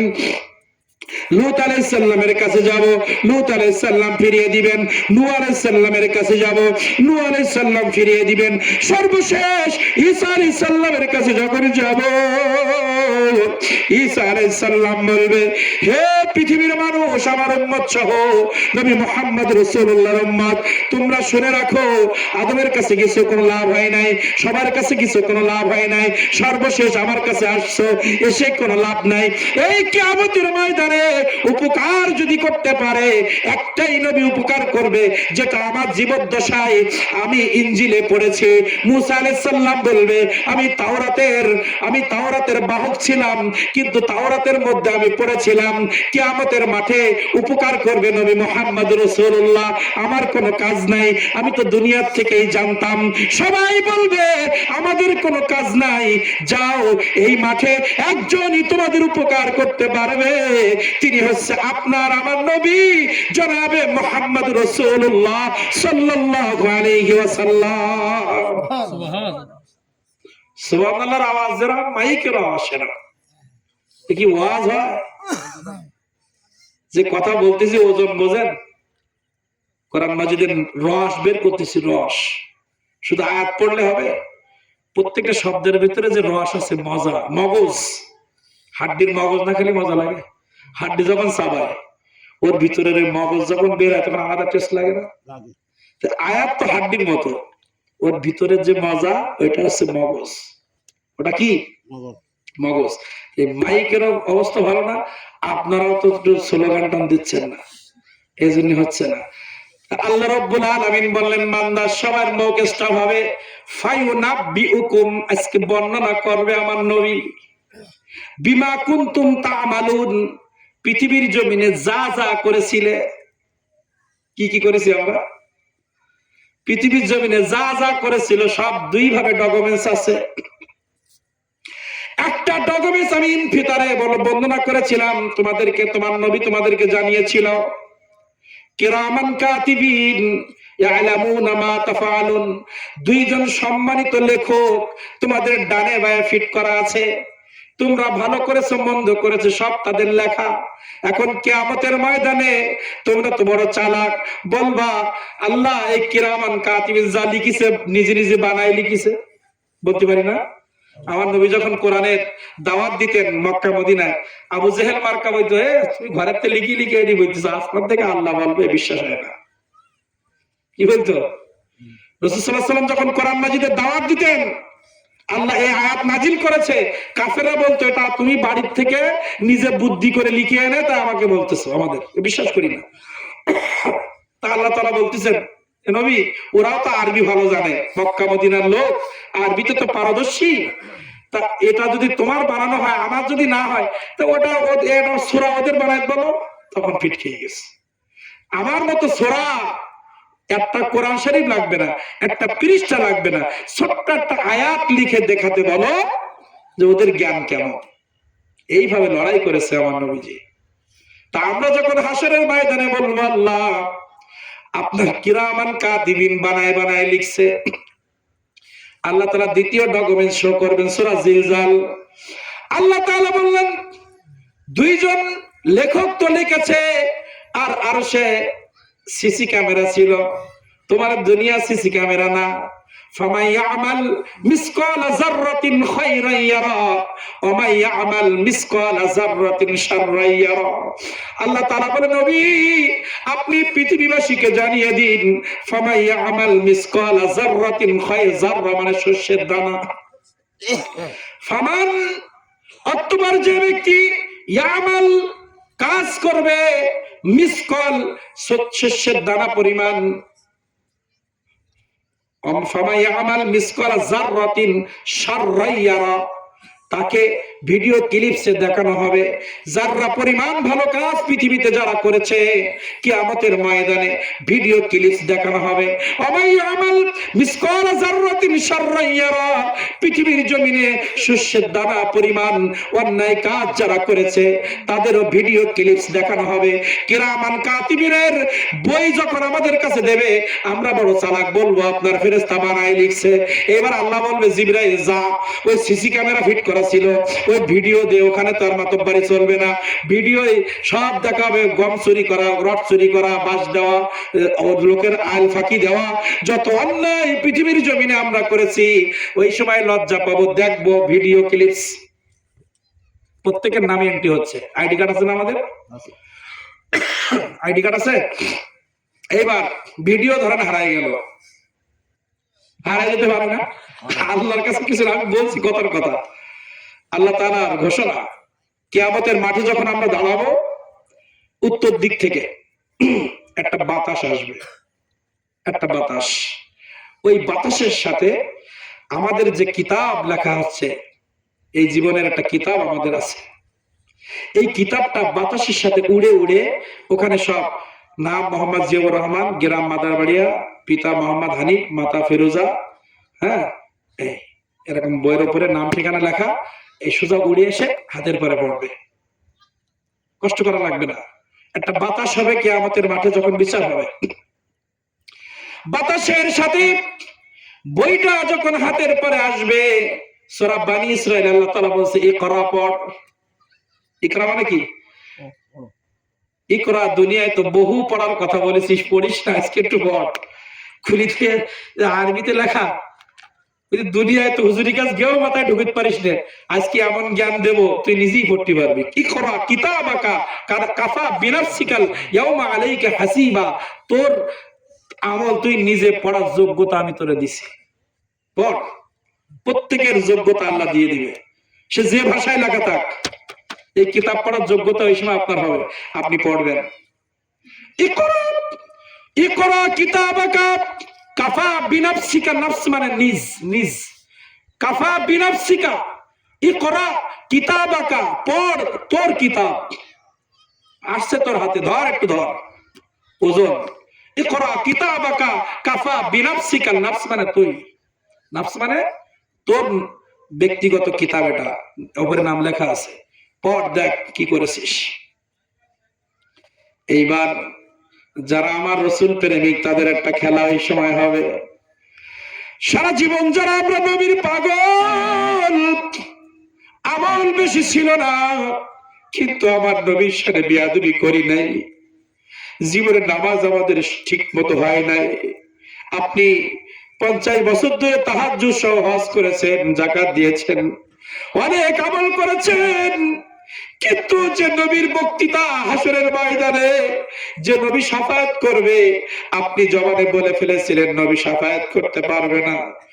যে বক্তা বলেছে সেও বিপদে পড়বে, তার কথা শুনে যারা আমল করেছে, নবী আমাদের মতো মানুষ, নবী শাফায়াত করতে পারবে না। এই ব্যক্তিরা যত বড় আমলদার হোক ধরা খাবে হাসরে। আর আপনার আমার মতো যারা নবীর প্রেমিক, নবীর পাগল, জীবনে নামাজ ঠিক মতো পড়তে পারি নাই, আমলের মধ্যে অনেক ভেজাল। আপনি আমি কি মনে করি, আমিও নিজেও কি মনে করি এই বর্তমান জামানায় আমল করে জান্নাত পাওয়া যাবে? সম্ভব নয়, সম্ভব নয়। এই জামানায় আমল দিয়ে জান্নাত, ঈমান মজবুত করে জান্নাতে যেতে হবে। কি ঈমানের জায়গায় ভেজাল করবেন না, ওই আলোচনায় যাব এক্ষুনি। জীবনে ঈমানের জায়গায় ভেজাল যেন না হয়। আমলের ত্রুটি হলে ঈমান পার করে দিবে আমাদেরকে। আমল বহু আছে, ঈমানের ত্রুটি হলে কোনোভাবেই পার হওয়ার সুযোগ নাই। ঈমান ঠিক আছে, আমলে ত্রুটি হলে ঈমান বাঁচাবে। আর বহু আমল আছে ঈমানে ভেজাল, আমার আমল জান্নাতে নিতে পারবে না। শুনবেন কথা, কটা বাজে দেখেন তো? 10:20, 11টা মতো চলুক। কিন্তু ঠান্ডা একটু গরম হয় কিনা দেখি, গরম আমি লিখব চিঠি দেব তোমায়, আমি লিখব চিঠি দেব তোমায়, পাখি পৌঁছে দিও রোজায়। আমি লিখব চিঠি দেব তোমায়, পাখি পৌঁছে দিও রোজায়। আমি থাকব বসে আশায়, চিঠির উত্তর আসবে আমার গায়। আমি থাকব বসে আশায়, চিঠির উত্তর আসবে আমার গায়। আমি লিখব, আমি লিখব চিঠি দেব তোমায়, পাখি পৌঁছে দিও রোজায়। মারহাবা। আল্লাহ রাব্বুল আলামিন বলতেছেন ফায়ুনাব্বিউকুম বিমা কুনতুম তা'মালুন, সব কিছুর বর্ণনা সেই দিন দেওয়া হবে। তুমি তোমার নিজের আমলনামা পড়তে পারবা। আল্লাহ তাআলা যদি ঈমান মজবুত থাকে, আমাদের পরে কোন একটা কাজের জন্য খুশি হয়ে যায়, কি হবে জানেননি? আল্লাহ রাব্বুল আলামিন আমার নবীর পাগল যারা, আমার নবীর পাগল যারা, ওই আমলনামা যখন পড়া হবে, পৃষ্ঠা উল্টাবে, শুধু গুনাহ, পৃষ্ঠা উল্টানো হবে, দেখা যাক কোথায় কি আছে। যখনই দেখবে আমার আল্লাহ রাব্বুল আলামিন আমার দয়ার নবীর মহব্বতের চ্যাপ্টার, আজকে রাতের লেখাটা হচ্ছে, আজকে রাতের লেখার আমলনামা হচ্ছে আমার দয়ার নবীর মহব্বতের মাহফিল। এই দয়ার নবীর মহব্বতের মাহফিলের পেজ যখন সামনে চলে আসবে, এই দয়ার নবীর মহব্বতের খাতিরে আল্লাহ রাব্বুল আলামিন আমাদেরকে মাফ করে দিবে। আল্লাহ তাআলা যাকে পছন্দ করবেন তার ব্যাপারে আল্লাহ তাআলা বলেছেন, আপনাকে আমাকে যখন আল্লাহ তাআলা জান্নাতে দিবেন, তখন পর্দার আড়ালে ডাক দিবে এক এক করে, জাহিদুর রহমান, তুমি ইমামতি করেছো, সারা জীবন অনেক কষ্ট করেছো, কিন্তু তোমার কিছু গুনাহ আছে, কিন্তু তোমার চোখের পানি আমাকে পাগল করে দিয়েছে। অমুক দিন তুমি জীবনে অনেক অন্যায় করেছো, কিন্তু অমুক দিন রাতে 3টার সময় তুমি তাহাজ্জুদের নামাজের মধ্যে যে চোখের পানি তুমি ছেড়ে দিয়েছিলা, ওই চোখের পানিটা আমার কাছে ভালো লেগেছে। তুমি সারা জীবন অনেক অন্যায় করেছিলা, কিন্তু আমার নবীর সাথে বেয়াদবি হয়েছিল। তুমি গোলাগার কাটির মোড়ে একটা স্লোগান দিয়েছিলে, নবীর সাথে যে বেয়াদবি করেছ জিহ্বা টিপে ছেড়ে ফেলবো। আমার নবীর মহব্বতে তুমি অমুক রাতে দুরূদ পড়তে পড়তে চোখের পানি ছেড়ে দিয়েছিলা। আল্লাহ রাব্বুল আলামিনের ঘোষণা রয়েছে, আল্লাহকে মহব্বত করে, নবীকে মহব্বত করে যাদের চোখের পানি ঝরে, আল্লাহ তাআলা বলছে আমার কুদরতি হাত দিয়ে ওই পানি সংরক্ষণ করা হয়। সুবহানাল্লাহ। আল্লাহর ভয়ে فأما من خاف مقام ربه ونهى النفس عن الهوى, আল্লাহ তাআলা বললেন আমার ভয়ে, অন্যায় কাজ থেকে বিরত থেকে আমার ভয় করে যা, যে পাপ থেকে ফিরে আসে আমার ভয় করে, আমি আল্লাহ রাব্বুল আলামিন তার জন্য জান্নাত রেখে দিয়েছি। সুবহানাল্লাহ। আপনি আজকে তওবা করেন, আজকে চোখের পানি ফেলেন। আল্লাহ তাআলা বলছে আমার বান্দা আমার নবীর মহব্বতে, আমার ভয়ে, আমার ভালোবাসায় জীবনে যত ফোঁটা পানি তার চোখ থেকে ঝরেছে, প্রত্যেকটা ফোঁটা পানি আমি কিয়ামতের ময়দানে তাকে উপহার দিব। কাঁদলে লস নাই, কিন্তু আমরা কাঁদি সন্তানের মায়ায়, আমরা কাঁদি বন্ধুর মায়ায়, আমরা কাঁদি দুনিয়ার স্বার্থের জন্য, কিন্তু আল্লাহ আল্লাহ রাসূলের জন্য আমাদের চোখে পানি আসে না। নামাজের সিজদায় গিয়ে সুবহান রাব্বিয়াল আযীমের সময় চোখে পানি আসে না। আপনি আজকের থেকে নিয়ত করেন, দৈনিক অন্তত 2 রাকাত যে কোনো নামাজে চোখে পানি আনবো। আজকের থেকে নিয়ত করেন, প্রতিদিন 5 ওয়াক্ত নামাজ আল্লাহ তাআলা দিয়েছে, যেভাবে হোক, যে করে হোক, যে কোনো একটা ওয়াক্তে, বিশেষ করে ফজরের পানি আনা সহজ। ফজরের নামাজ পড়েন, মাঝে মধ্যে 12টার পরে যায় নামাজ বিছায়া দেন, দিয়ে একটু চোখের পানি ঝরান। আল্লাহ তাআলা বললেন আমার মহব্বতে, আমার ভয়ে আমার যে বান্দা চোখের পানি ছেড়ে দেয়, ওই পানি আমি আল্লাহ কুদরতি ভাবে সংরক্ষণ করি। কিয়ামতের ময়দানে ওই চোখের পানি তার নাজাতের ওসিলা বানিয়ে দিব। জীবনে অনেক পাপ করেছি, এই জন্য কথা বলছিলাম। এই জিয়াউর রহমান, তুই জীবনে অনেক পাপ করেছিলি, কিন্তু তুই একজন বৃদ্ধা, আমার বান্দি, একজন বৃদ্ধা মহিলাকে তুই 1 সাজ ভাত খাওয়াইছিলি। ওই দিন আমি তোর প্রতি অনেক দুর্বল হয়ে গিয়েছিলাম। তোর এলাকায় একটা মানুষ অসুস্থ, তার দেখার কেউ নাই, 100 টাকা দিয়ে ঔষধ কিনে তাকে সহযোগিতা করেছিলি। তোর বাবা মা অসুস্থ ছিল, তুই বাবা মাকে সেবা করতে গিয়ে তুই হজ করতে পারিস নাই, তুই অন্য কোনো কাজ করতে পারিস নাই। তোর বাবা যখন দুনিয়ার থেকে চলে যাবে, চলে যাওয়ার আগে জবান দিয়ে তোর জন্য দোয়া করেছিল, এটা আমার কাছে বড় ভালো লেগেছিল।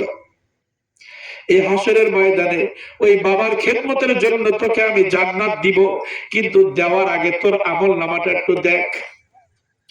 50 বছর তোর আমল নামার ভিতরে তোর মায়ের খেদমত ছাড়া আর কোনো ভালো কাজ নাই, কিন্তু ওই একটাই খেদমত আমার কাছে ভালো লেগেছে, এই জন্য তোকে জান্নাত দিব, কিন্তু তোর আমল নামাটা তো তোকে আমাকে দেখাতে হবে। দেখ কত অন্যায় তুই করেছিস, কত মিথ্যা তুই বলেছিস, কত অন্যায় করেছিস, এইটা যদি আমি পাবলিকের সামনে দেখাই তোর ইজ্জত থাকবে না।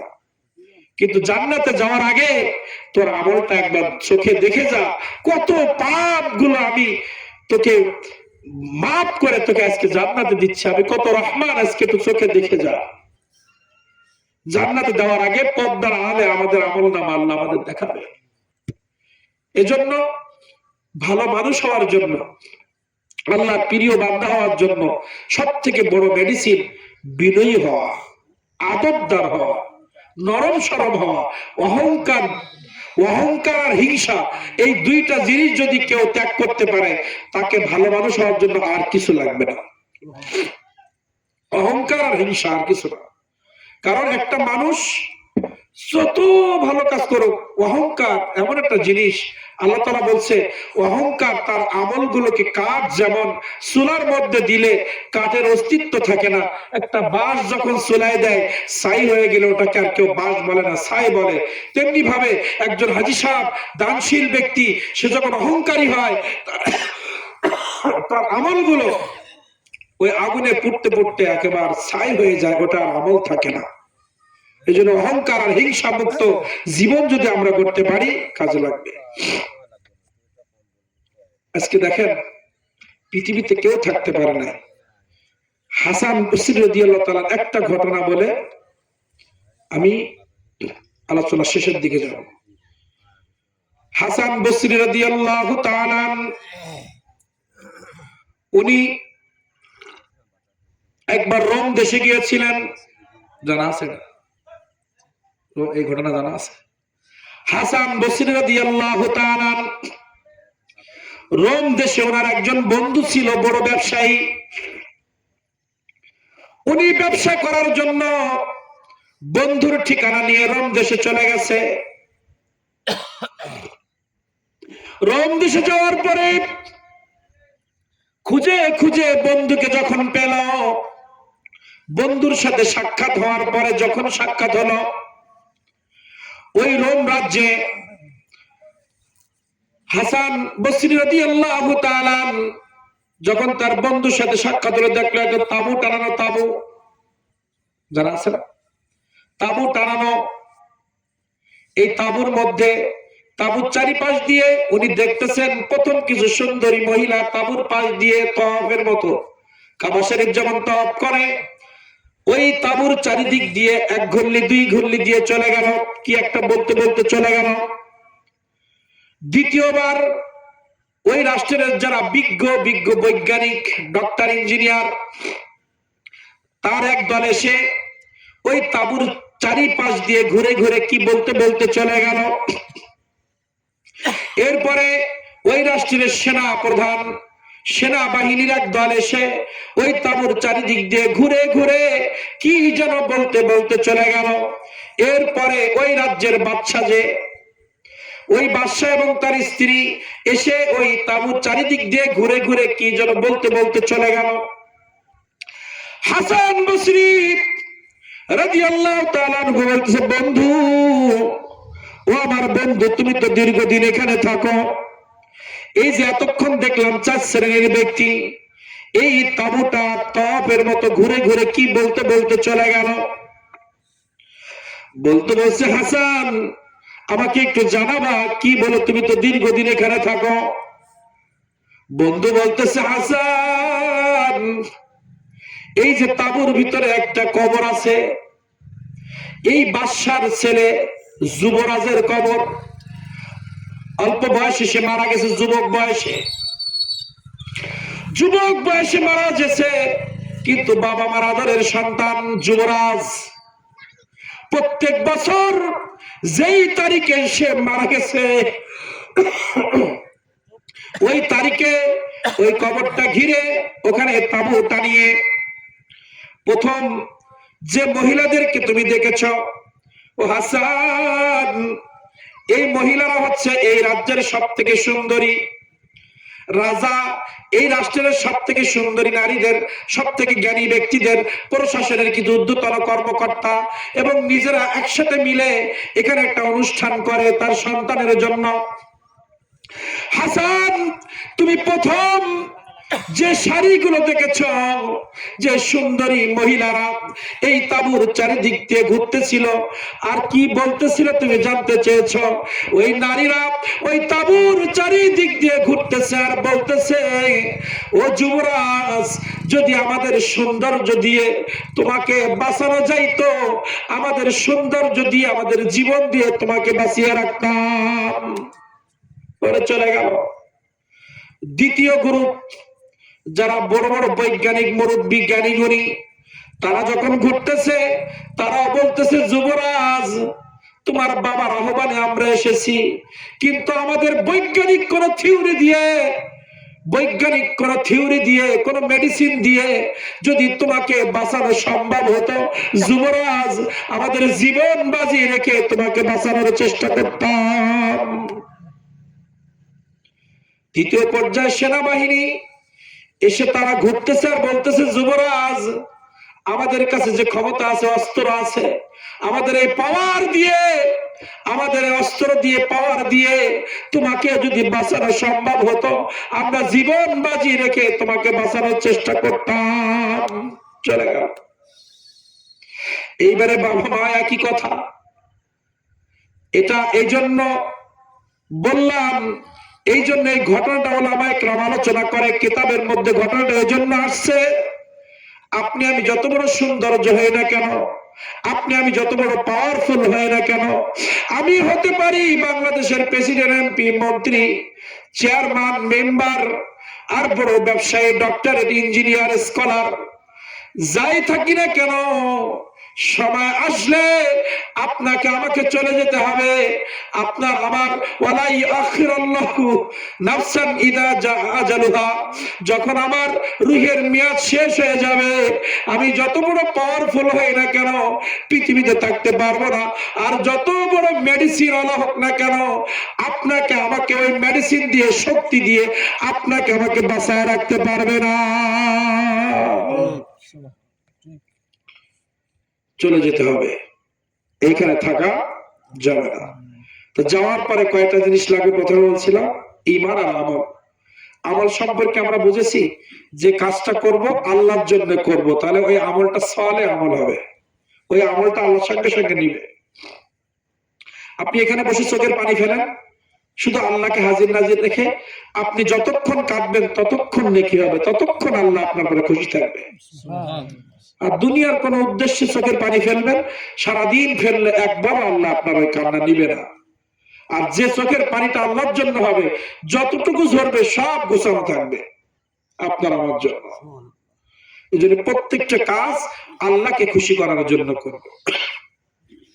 আর ঈমান, আল্লাহ রাব্বুল আলামিন বললেন, ঈমান ঠিক রাখা, আমলে সালেহ করা। আমলে সালেহ সংক্ষেপে বলেছি। এখন ঈমান কি? আল্লাহ রাব্বুল আলামিন ঈমানের একটা বড় চ্যাপ্টার দিয়েছেন। কুল ইন কানা আবাউকুম ওয়া আবনাউকুম ওয়া ইখওয়ানুকুম ওয়া আজওয়াজুকুম ওয়া আশীরাতুকুম ওয়া আমওয়ালুন ইকতারাফতুমুহা ওয়া তিজারাতুন তাখশানা কাসাদাহা ওয়া মাসাকিন তারদানা হাব্বা ইলাইকুম মিনাল্লাহি ওয়া রাসূলিহি ওয়া জিহাদিন ফি সাবিলিল্লাহ। আল্লাহ রাব্বুল আলামিন এখানে 8টা লিস্ট দিয়েছেন। এই 8টা থেকে যদি আল্লাহ রাসূলকে বেশি মহব্বত না করা যায়, ভালো না বাসা যায়, ঈমানদার হওয়া যাবে না। হাদিসের ঈমানের কথা আসতেছি পরে, আগে কোরআন থেকে ঈমান বলে নেই। আল্লাহ তাআলা বললেন, ইন কানা আবাউকুম, যদি তোমার বাবা মা, তোমার ভাই বেরাদার, তোমার ব্যবসা প্রতিষ্ঠান, তোমার প্রতিবেশী, তোমার মামু খালু, তোমার বাবা মা, তোমার স্ত্রী সন্তান, এরা যদি আল্লাহ রাসূলের ভালোবাসার জায়গায় বাধা সৃষ্টি করে, তাদেরকে ত্যাগ করে আল্লাহ আল্লাহ রসুলের মহাব্বতকে প্রাধান্য দেওয়ার নাম ইমানদার। এমন একটা ব্যবসা সামনে আসছে যে ব্যবসা করলে রসুলের তরিকা এমন থাকবে না, সুন্নতের মধ্যে নয়, ওই ব্যবসা বাদ দিতে হবে। তার মধ্যে সুদ আছে না? নয়। সুদ কি আমার রসুল জারি রেখে গেছে না সুদের বিরুদ্ধে লড়াই? এখন সুদ খেয়ে ইমান থাকবে? ওই ইমান নিয়ে কি আল্লাহর সামনে যাওয়া যাবে? ঘুষ খেয়ে আল্লাহর সামনে ইমান নিয়ে যাওয়া যাবে? যাবে না।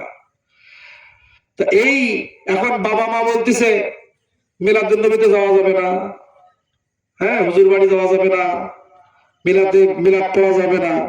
এখন রসুলের মহব্বতের জায়গায় বাবা মার কথা শুনবো না দৌড়াই যাব? সেখানে যেতে হবে। বাবা মাকে ওভারটেক করে স্ত্রী সন্তান বাধা দিলেও রসুলের মহব্বতের জায়গায় কালি বসানো যাবে না। আল্লাহ তাআলা কি বলেন সূরা আলে ইমরান, কুল ইন কুনতুম তুহিব্বুনাল্লাহ ফাত্তাবিউনি ইউহিব্বুকুমুল্লাহ ওয়া ইয়াগফির লাকুম যুনুবাকুম আল্লাহু গফুরুর রহিম।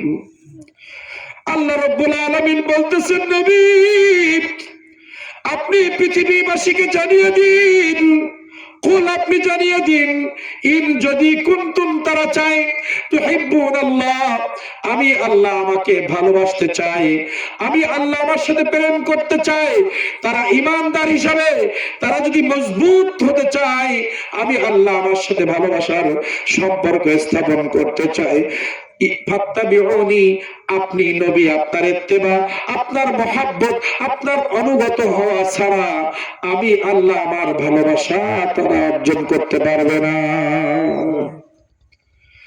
তারা যতবার বলুক না কেন আমি আল্লাহ আমার সাথে তারা সম্পর্ক করবে। আপনার আমার প্রত্যেকের একটা রেখা আসমানে আছে জানেন। আমরা এক্সরে করি, এই যে হাত এক্সরে করলে ভিতরে যে হাড্ডি গুলো দেখা যায়, প্রত্যেক মানুষের এই হাতের একটা ছাপ আরশে আজিমে আছে। আমরা এখান থেকে যখন হাত উঠাই চোখে পানি আসে কখন? আমাদের এই রেখা যখন ওই ফটোকপি রেখার সাথে যখন মিলে যায় আমাদের চোখে তখন পানি চলে আসে।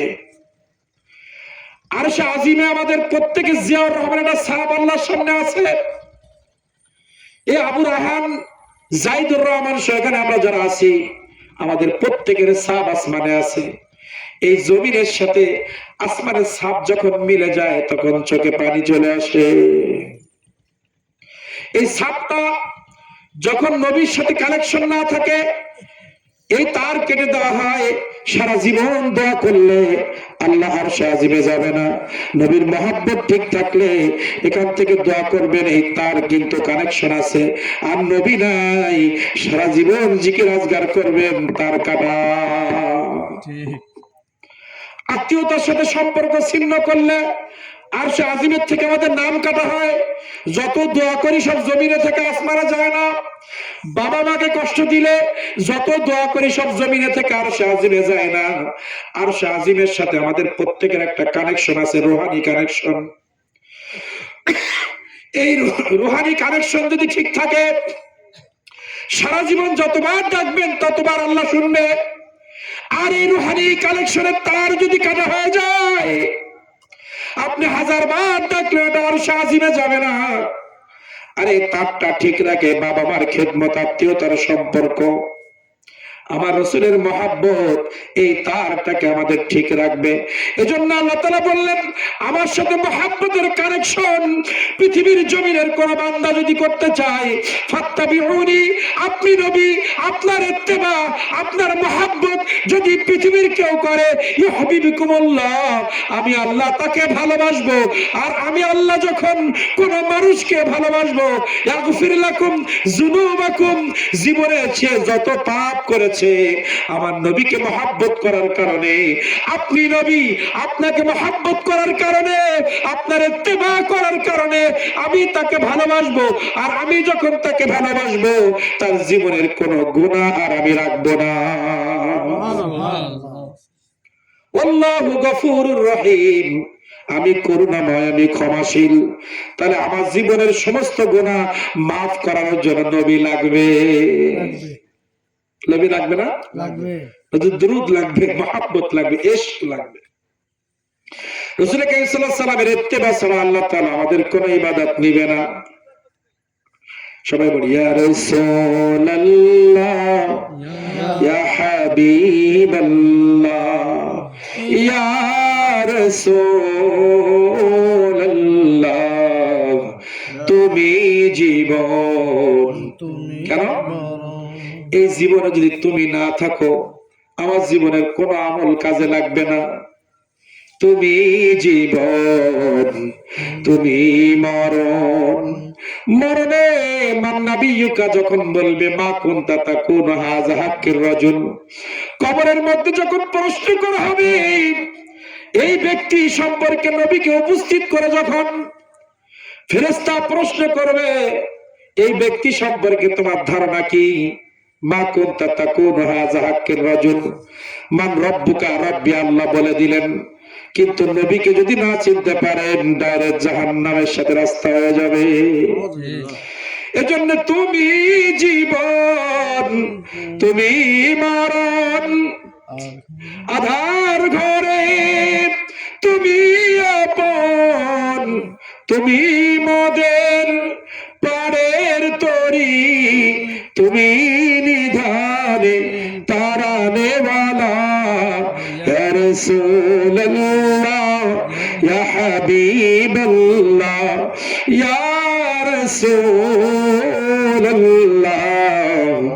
তুমি জীবন, তুমি মরণ, আধার ঘরে তুমি আপন, তুমি মোদের পরের তরি, তুমি নিধানে তারানেওয়ালা। ইয়া রাসূলুল্লাহ, ইয়া হাবিবাল্লাহ, ইয়া রাসূলুল্লাহ। আল্লাহ রাব্বুল আলামিন বললেন নবী আপনার মহব্বত, আপনার ইত্তেবা ছাড়া আমি আল্লাহ, আমার সাথে তাদের কোনো কানেকশন হবে না। আমার নবীজির জবানের আমার নবীজি কি বললেন? যারা আমাকে কষ্ট দেয় তারা জাহান্নামী, যারা আমাকে ভালোবাসে তারা জান্নাতি। সাহাবায়ে কেরাম প্রশ্ন করলেন আপনাকে কষ্ট দেয় কেমনে? আমার নবীজি বললেন যে ব্যক্তি আমার ইত্তেবা করে না সে আমাকে কষ্ট দেয়, আর যে আমাকে ভালোবাসে আমার ইত্তেবা করে সে ঈমানদার, সে জান্নাতে চলে যাবে। মান আতাআনি ফাকাদ আতা আল্লাহ। রাসূল সাল্লাল্লাহু আলাইহি ওয়াসাল্লাম বলেন মান আতাআনি ফাকাদ আতা আল্লাহ, যে নবী করে সে তার অটোমেটিক আল্লাহ বলা হয়ে যায়। যে নবীর আনুগত্য করে, আল্লাহ তাআলা কোরআনে বলছেন কুল আতিউল্লাহ ওয়া আতিউর রাসূল, কুল আতিউল্লাহ ওয়ার রাসূল ফাইন তাওয়াল্লাউ ফাইন্নাল্লাহা লা ইউহিব্বুল কাফিরিন। আল্লাহ তাআলা বলছে যারা আমার গুণগান গাইতে চায়, যারা আমার গোলামি করতে চায়, আমার গোলামির আগে আমার নবীর গোলামি করতে হবে। আমার নবীর গোলামি থেকে ফাইন তাওয়াল্লাউ, যদি কেউ মুখ বাঁকা করে, মুখ ফিরায় নেয়, আল্লাহ তাআলা বলেন তারা কাফেরদের সাথে একসাথে হাসরে থাকবে। আল্লাহ কাফেরদের ভালোবাসে না। জুলুমকারী তারা, যারা নবীকে মাইনাস করে তারা পৃথিবীতে বড় জালেম। এজন্য নবী করিম সাল্লাল্লাহু আলাইহি ওয়াসাল্লামকে মহব্বত সবথেকে বেশি করতে হবে, ইত্তেবা সবথেকে বেশি করতে হবে। এখন ইত্তেবা রাজের মধ্যে ঢুকলে 1-1.5 ঘন্টা লাগবে, এটা অন্য এক সময় হবে। মাইকের অবস্থা ভালো না, শুধু ইত্তেবা রাজ করলে 1-2 ঘন্টা কাজ করলে আমরা ইত্তেবা সম্পর্কে কিছু না নিয়ে যেতে পারবো। তো বাবা যতটুকু আলোচনা করেছি কিছু কি বুঝতে পেরেছি? আমরা কিছু কি আমাদের উপকার হয়েছে? কথা বলেন, জোরে বলেন, কিছু উপকার হবে ইনশাআল্লাহ। তাহলে রাসূল করিম সাল্লাল্লাহু আলাইহি ওয়াসাল্লাম কি বললেন? লা ইউমিনু আহাদুকুম হাত্তা আকুনা হাব্বা ইলাইহি মিন ওয়ালিহি ওয়া ওয়ালাদিহি ওয়ান নাসি আজমাইন। আগে বললাম কোরআন মাজিদের আয়াত, এবার বললাম আমার নবী জবানের কথা। আমার নবীজি নিজেই বলেছেন পৃথিবীর সব থেকে, স্ত্রী, সন্তান, বাবা মা, পৃথিবীর সমস্ত সবকিছু থেকে আমি নবী, আমাকে যতক্ষণ তুমি মহব্বত না করতে পারবা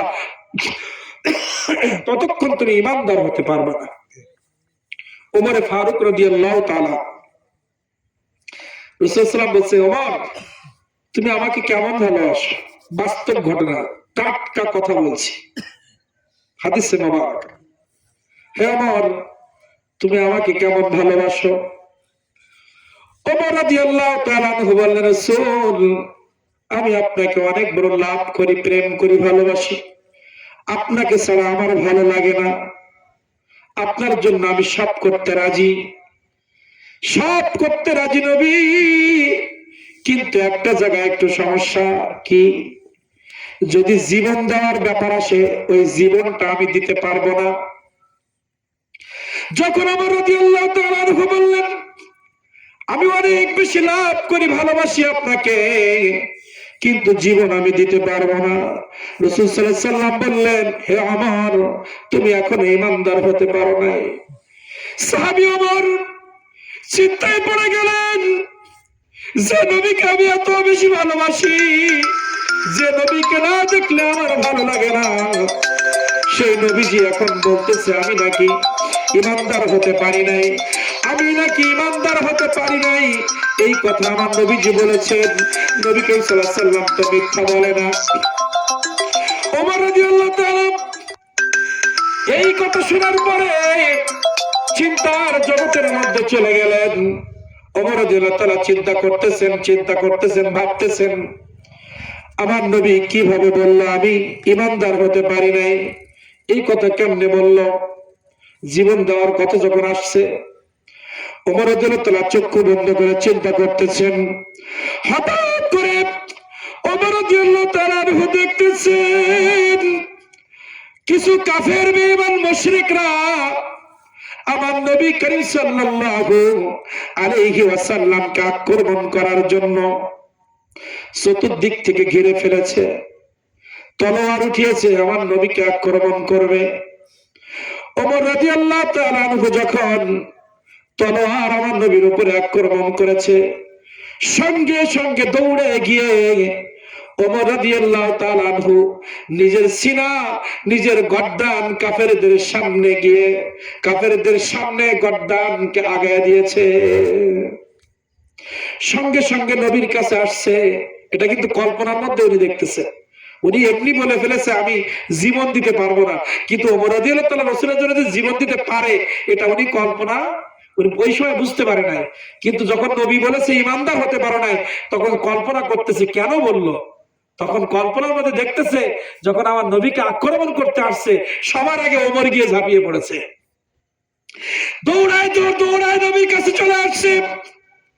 হে নবী মুহাম্মদ রাসূলুল্লাহ, আমি ভুল বলেছি, আমি সত্যি বলি নাই।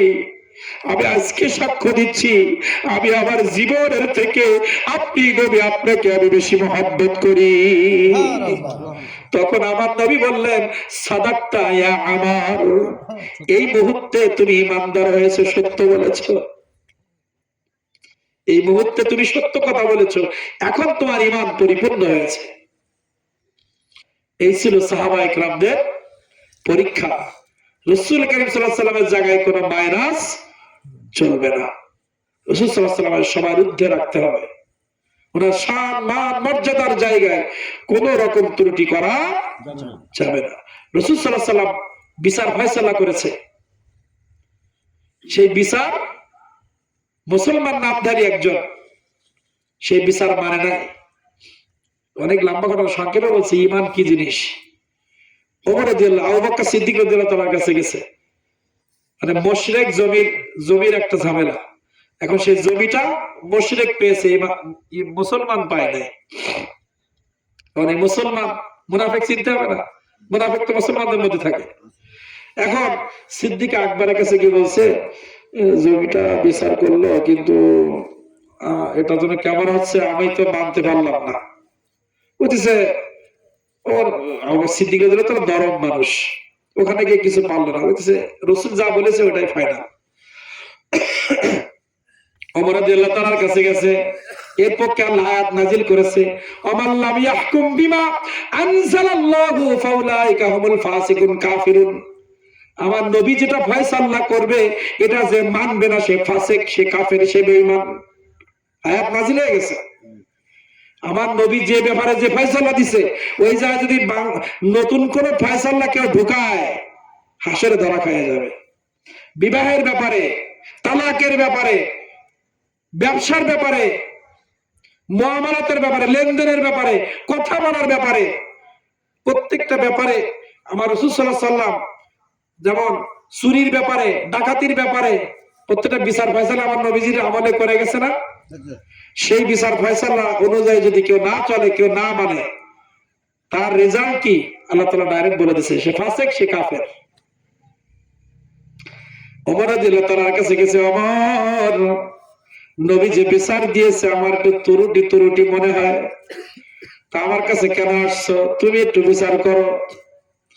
ঠিক আছে, তুমি যখন আমার বাসা পর্যন্ত এসেছো, একটু দাঁড়াও, এখনই তোমার বিচার করব। আমি ঘরের থেকে একটু গুছায় আসি। ঘরের মধ্যে গিয়ে ওমর রাদিয়াল্লাহু তাআলা তলোয়ারটা নিয়ে ঘর থেকে বেরিয়ে এসে কোনো কথা নাই, ডাইরেক্ট এক আঘাতে শরীর থেকে মাথা আলাদা করে দিয়েছে। আমার নবী বলেছে, বিচার তোমার ভালো লাগে না, তোমার দুনিয়ায় থাকার দরকার নাই। এই হচ্ছে আমার নবী করিম সাল্লাল্লাহু আলাইহি ওয়াসাল্লামের বিচার ছিল। এজন্য আমার নবীর মহব্বতের জায়গায় আমরা কখনোই ত্রুটি করব না। ত্রুটি করলে বাবা দুনিয়া আখিরাত সব বরবাদ হয়ে যাবে। আর আজকে আমরা মুনাজাতের আগে সবাই তওবা করে আল্লাহর কাছে মাফ চাবো, আল্লাহ এই মাহফিল থেকে তুমি আমাদেরকে মাফ করে দাও। আজকে মা বোনরা যারা আসছে, ওনাদের কিছু ওয়াজ করা দরকার ছিল। আমার প্রাণ প্রিয় যুবক ভাইয়েরা আসছে, দেখেন আমরা এই ছোট ছোট বাচ্চারা মাহফিলে এসে অনেক সময় ঝগড়া করে না, মসজিদে গিয়ে ঝগড়া করে না, কিন্তু অনেক কিছু কিছু সাহাবীর ইতিহাস আছে, আপনারা পড়বেন। 10 বছর 8 বছর বয়সে রাসূল সাল্লাল্লাহু আলাইহি ওয়াসাল্লাম বেলাল রাদিয়াল্লাহু তাআলা আযান দিচ্ছে, ভালো করে খেয়াল করেন, বেলাল রাদিয়াল্লাহু তাআলা আযান দিচ্ছে, ওই যুবক ভেঙাচ্ছে। 10 বছর 8 বছর বয়স, 7 বছর বয়স। রাসূল সাল্লাল্লাহু আলাইহি ওয়াসাল্লাম টের পেয়ে ওই যুবককে ডাকছে, বাবা ওই আযানের সময় তুমি কি বলতেছিলে আমার একটু বলো তো। ধমক দেয় না, বাবা কি বলছিলে? চারিদিক তাকায়, বন্ধু বান্ধব আজ কিনা, বলে না, ভেঙাইছে তো বলে না, কিন্তু বারবার বলতে গিয়ে যখন বন্ধু বান্ধব পালাইছে, মনে করছে ধরে ফেলাইছে, কি বলবে। রাসূল সাল্লাল্লাহু আলাইহি ওয়াসাল্লাম বলতে, তুমি এই বাক্যগুলো ভেঙাচ্ছিলে না? তখন উনি সুন্দর কণ্ঠে আল্লাহু আকবার, আল্লাহু আকবার, এই বাক্য যখন আমার নবীজি বললেন, সঙ্গে সঙ্গে সেও বলা শুরু করলো। এত মধুর লাগলো আমার নবীর জবান, আমার নবীর জবান বোঝে যা, আমার নবীর চাউনি বোঝে যা, যার দিকে আমার নবীজি তাকিয়েছে তাকে ইমানদার বানিয়েছে। নবীর চেহারার দিকে প্রেমের নগজে, নবীর চেহারা মোবারকের দিকে ভালোবাসার নজরে যারা তাকাইছে ইমানদার না হয়ে পারে নাই। আর যারা দুষ্ট নজরে তাকিয়েছে মৃত্যুর আগ পর্যন্ত তাদের ঈমান নসিব হয় নাই। এই যুবকের মনের মধ্যে কেমন যেন নবীজিকে দেখার পরে মায়া লাগছে। এক আযান শুনে ওই ছোট্ট যুবক বলছে, নবী আপনি আমাকে কালেমা পড়ায় মুসলমান বানায় দেন। এগুলো ইতিহাস কেন? শিক্ষা। ছোট ছোট বাচ্চারা বোঝে না, তারা মসজিদে এসে মাহফিলে এসে এবারে বাবা এরকম করতে নেই, দেখবেন ও ভালো হবে, আপনি আঘাত করবেন ও হিংস্র হয়ে যাবে। এই জন্য ছোটদের স্নেহ করার কথা আমার নবীজি বলেছেন। আমার নবী সাল্লাল্লাহু আলাইহি ওয়াসাল্লাম বলছেন যে ছোটদেরকে স্নেহ করে না আর যে গুরুজনকে শ্রদ্ধা করে না সে আমার উম্মত নয়, সে আমার উম্মত নয়। এজন্য 5 ওয়াক্ত নামাজ পড়বেন, হালাল খাওয়ার চেষ্টা করবেন। আর সব থেকে বড় জিনিস হিংসা, মধ্যে কার জন্য হিংসা করবেন? আজকে মারা গেলে কাকে নিয়ে হিংসা করবেন? মারা কি যাবো না আমরা? তা আমি মানুষের গালি নিয়ে কবরে যাব? আপনার আমার জানাজা যখন হবে আমাকে তো বলতে হবে, কেউ না কেউ, আমি মারা গেলে কেউ না কেউ একজন বলবে এই যে খাটিয়া এই ব্যক্তি কেমন ছিল। আপনি কি অন্তর থেকে বলতে পারবেন আমি যদি খারাপ হই আমাকে ভালো মানুষ ছিল এটা বলতে? আপনি চোখে পানি নিয়ে বলবেন না, হয়তো না বললে নয় তাই বলবেন। আর যদি আমি ভালো হতে পারি, আপনি চোখের পানি ছেড়ে দিয়ে বলবেন না এই বাচ্চাটা, এই ছেলেটা ভালো ছিল, যখন দেখা হতো সালাম দিত, এর ভিতরে হিংসা দেখি নাই, এর ভিতরে অহংকার দেখি নাই, এরকম বলে আপনারা একটা কথা আল্লাহ কবুল করে নিবে। জানাজার সাক্ষ্য আল্লাহ কবুল করে নেবে। তা আপনি আমি যদি বিনয়ী না হই, হিংসুক হই, বলবে ও হিংসুক ছিল, একটা গেছে ভালো হয়েছে, ও সকল করেছিল গেছে ভালো হয়েছে, অহংকারী ছিল গেছে ভালো হয়েছে। অনেক মানুষ কবরে যাওয়ার পরে মানুষ মানে বলে আমরা একটু বাঁচিছি, আর অনেক মানুষ কবরে গেলে বলে আল্লাহ এটা নিয়ামত চলে গেল, এই মানুষটা থাকলে কত ভালো হতো। কথা দুইটাই কথা। কেউ যুবক মারা গেলে বলে এই এমন বেয়াদব ছিল, এর জন্য রাস্তাঘাটে চলা যেত না, মরিছে ভালো হয়েছে। আবার অনেক যুবক মারা গেলে বলে আল্লাহ এই বাচ্চাটা 5 বার মসজিদে যাইতো, এই বাচ্চাটা দেখা হলে সালাম দিত, এত সুন্দর একটা যুবক এলাকার থেকে চলে গেল, এই বলে মানুষ কান্না করবে। আবার কোন যুবকের ব্যাপারে বলবে এই একটা বেয়াদব ছিল, সারাদিন ওই যে কি গেম খেলে, কি একটা গাড়ি খেলে না কি খেলে, ফ্রি ফায়ার খেলে, সারাদিন এই মোড়ের মাথায় ফ্রি ফায়ার খেলতো, আমার মেয়েটা স্কুলে যেতে পারতো না, ও মরিছে ভালো হয়েছে। আর যে রাস্তাঘাটে মুরব্বীদের সাথে, মুরব্বীকে ডিস্টার্ব করে না, কোন মেয়েদেরকে ডিস্টার্ব করে না, এ মারা গেলে বলবে একটা ভালো ছেলে আজকে আমরা হারিয়েছি, এ বেঁচে থাকলে এই দেশের অনেক উপকার হতো।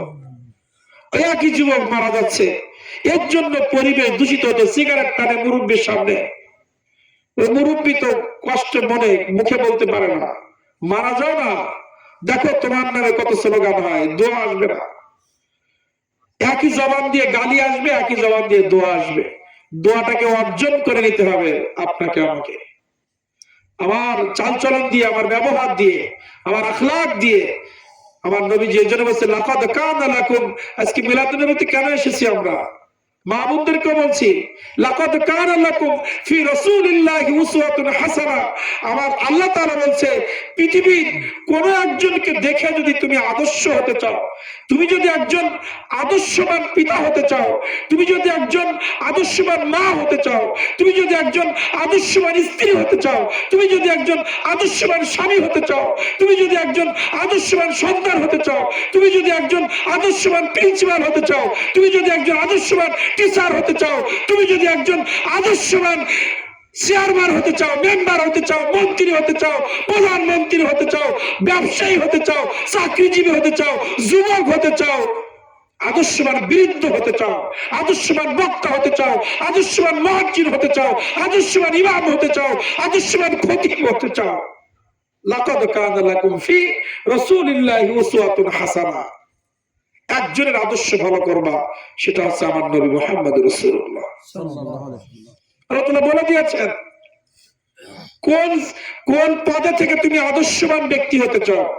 তুমি মাদ্রাসার প্রিন্সিপাল, তোমাকে মানুষ দুনিয়াবি সম্মান করবে, মৃত্যুর পরে তোমাকে মানুষ স্মরণ করবে, এইভাবে তোমার ওই চেয়ারটা যদি তুমি আদর্শবান জান্নাতে চেয়ার বানাইতে চাও, তার জন্য তোমার একজনই, সেটা হচ্ছে নবী মুহাম্মদ রাসূলুল্লাহ।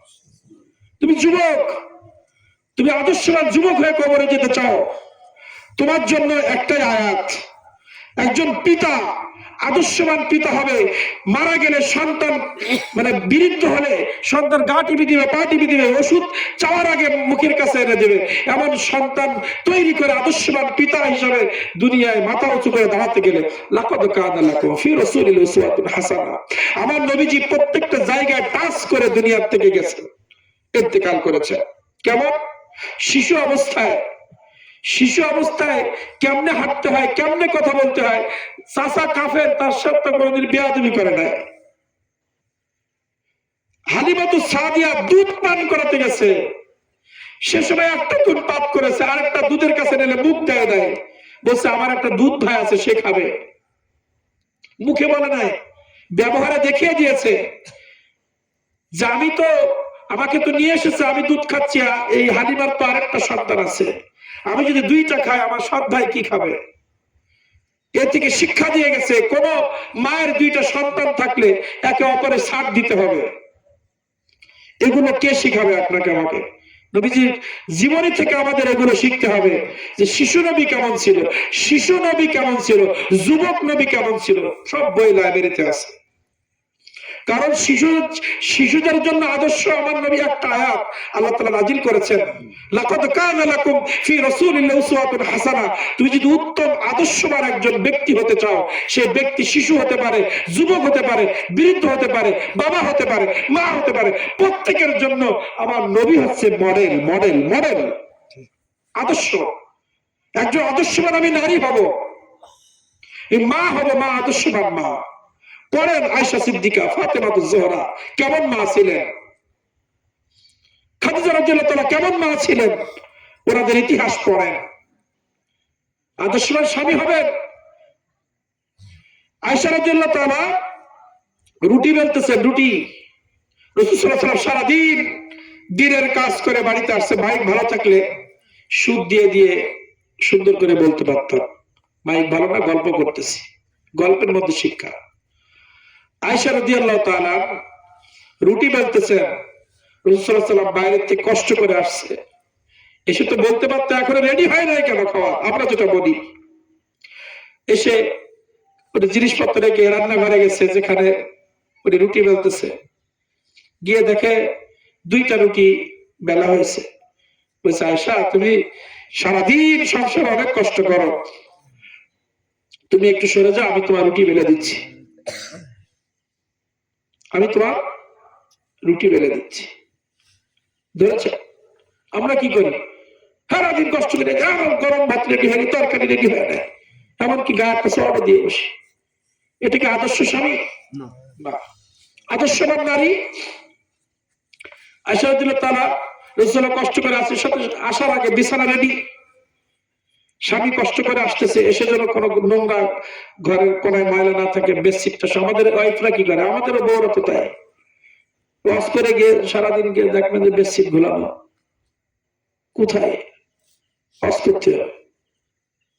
স্বামী বাইরে যাবে, ঘরে ঢুকে, মানে রাসূল সাল্লাল্লাহু আলাইহি ওয়াসাল্লাম বলছে 4টা কাজ যে নারী করবে সে নারী জান্নাতি। 4টা কাজ যে নারী করবে বিবাহের পরে, বিবাহের আগে আবার আলাদা কাজ। একটা মেয়ে বিবাহের আগ পর্যন্ত সে শুধু তার সতীত্বটাকে ঢেকে রাখবে, তার সৌন্দর্যটাকে ঢেকে রাখবে, আর সে মাথা নিচু করে চলবে, বাবা মার কথা মতো চলবে। এই অবস্থায় মারা গেলে সে জান্নাতি।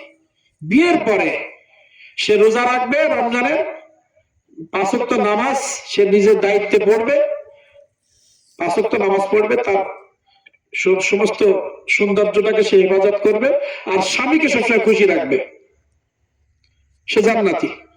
স্বামীকে খুশি রাখতে গেলে কি করতে হবে, স্বামী বাইরের থেকে যখন আসবে সেজে গুজে থাকতে হবে। স্বামী দেখলে যেন কষ্ট করে এসে দেখেই যেন তার মনটা ভরে যায়। আমরা কি করি, যত সুন্দর তেল, মেকআপ, পাউডার সব হচ্ছে বিয়ের অনুষ্ঠান, জন্মদিন অনুষ্ঠান, মেয়ের কচিং এ নিয়ে যাওয়া, ছেলের কচিং এ নিয়ে যাওয়া, বাজারে যাওয়া, আত্মীয় স্বজনের বাড়ি যাওয়ার সময় গাছ থেকে গন্ধ দেখলে মনে হয় একটু জড়ায় ধরি, কিন্তু ও তো পরের জন্য যাচ্ছে। আর আমি যখন জড়ায় ধরবো, যখন মহব্বত করবো, সেই সময় দেখলে আমার তাকাতে ইচ্ছা করে না, গায়ে গন্ধ, চুলটা এলোমেলো। কি ঠিক? স্বামী যখন বাড়ি যাবে, স্ত্রী স্বামীকে খুশি করার জন্য যা যা করা দরকার এটা শাশুড়ির কাছে শিখুক, আর ওই বই পড়ে শিখুক। আমাদের সিরিয়াল দেখে স্বামীকে বাস দেওয়ার জন্য, সিরিয়ালে যদি এমন কিছু থাকতো যে স্বামী আসার পর খুশি হয়ে যাবে, তা না, স্বামীর সংসার ছেড়ে আরেকজনের হাত ধরে কিভাবে পালানো যায় তাই তৈরি করে দিচ্ছে। কিন্তু এমন কোন সিনেমা যদি থাকতো যে স্বামীকে খুশি করার জন্য যা যা দরকার, তাহলে জায়েজ হতো দেখা। সাহাবীদের স্ত্রীরা কি করতেন, রাসূলুল্লাহর স্ত্রীরা কি করতেন, সেজে গুজে থাকতেন। মানে স্বামীকে খুশি করতে হবে এক কথায় জান্নাতে যেতে গেলে। তাহলে খুশি করতে গেলে স্বামী একটু সাজগোজ করতে হবে না, ঘরের বাড়ি এগুলো পরিষ্কার করতে হবে, আসলে পর বাজারে চলে হাতে ধরাই দেওয়া যাবে না, চিল্লানো যাবে না, আগে বসাতে হবে, তাকে পরিষ্কার করে খাওয়াই দাওয়াই দিয়ে আর আপনার চাহিদা আপনি বলেন। স্বামীরা কি করে, এটা আদর্শবান নারীর কথা বললাম। আদর্শবান পুরুষ হতে গেলে কি করা লাগবে, ওই একটা আইনে রাখছি, রান্না করো, ছেলেবেলে মানুষ করো, সব করো, আমি ওর মধ্যে না, আমি শুধু যাবো, টাকা আনবো, এসে ঘুমাই থাকবো। হ্যাঁ, রাসূলুল্লাহ সাল্লাল্লাহু আলাইহি ওয়াসাল্লাম তো মা আয়েশা রাদিয়াল্লাহু তাআলা কাপড় চোপড় পরিষ্কার করে দিয়েছে, নিজের জুতো নিজে সেলাই করছে। যখন দেখছে স্ত্রী কাজে আছে, একবারও ডাকে নাই। আবার উনিও খেয়াল রেখেছে আমার স্বামী কখন আসছে, কারণ সার্টিফিকেট তো সবার অর্জন করতে হবে। স্বামী যদি বলে আমার স্ত্রী পর আমি খুশি, বিনা হিসেবে জান্নাত। আর স্ত্রী যদি বলে আমার স্বামীর পরে খুশি, স্বামীও বিনা হিসেবে জান্নাত। তাহলে দুইজনকে খুশি করতে গেলে দুইজনের কাজ আছে। আপনি মনে করবেন যে আমি শুধু স্ত্রী পর খুশি হবো, যা আমার খেদমত কর, আমি যদি তোর সার্টিফিকেট না দিই তোর তো আল্লাহ জান্নাত দেবে না, শুধু খেদমত কর। আমার জান্নাত কি হবে? আমাকেও তো তাকে খুশি করে জান্নাতে যেতে হবে। আমি মারা গেলে যদি সে বলে আমার স্বামী আমাকে কষ্ট দিছে, পিটাইছে, আমি খুশি না, কে আপনাকে জান্নাতে দেবে? ফেরেশতা তো আটকাই দেবে। বউ পিটাইছো, বউর দেখাশোনা করো না, এখন এসে জান্নাত চাও। এজন্য সবাই সবাই পরে দায়িত্ব আছে। আর মা বাবা, এই বড় মায়ের দোয়ায় একজন গোশত বিক্রেতা নবীর সাথে জান্নাতি ঘোষণা দিয়েছে আল্লাহ তাআলা। মুসা আলাইহিস সালামের ঘটনা আপনারা জানেন। মাকে সেবা করে ওয়াজ করুনি, নবীর সাথে দেখা না করে চাদর উপহার পেয়েছে। ওয়াজ করুনি, সে থাকতো ইরাকে, নবী সাল্লাল্লাহু আলাইহি ওয়াসাল্লাম মদিনায়। ওয়াজ করুনি, তার মাকে সেবা করার জন্য সে নবীর হাতে বায়াত হতে পারে না, কিন্তু সবসময় নবীর মহব্বতে দুরূদ পড়তো, চোখের পানি ফেলতো, দুরূদ পড়তো, চোখের পানি ফেলতো। মনে বড় আশা ছিল আমি আমার নবীর হাতে বায়াত গ্রহণ করে আমি আমার নবীর উম্মত সাহাবী হব, এই আশাটা ছিল। কিন্তু বাড়ি বিরুদ্ধ মা থাকার কারণে সে নবীর কাছে আসতে পারে নাই। আল্লাহ তাআলা কটা বাজে? আল্লাহ তাআলা 11 বাজে। আল্লাহ তাআলা ওহী করেছেন, জিবরাইল আমার নবীর কাছে এসে বলতেছে, নবী আপনার নবীর আপনার একজন উম্মত, সে আপনার কাছে থাকে না, সে আপনার সাহাবী হওয়ার জন্য অনেক তার মনের বাসনা। উহুদের ময়দানে আপনার একটা দান শহীদ হয়েছিল, শোনার পরে তার সব দাঁতগুলো সে ভেঙে ফেলেছিল, এত মহব্বত আপনাকে করে।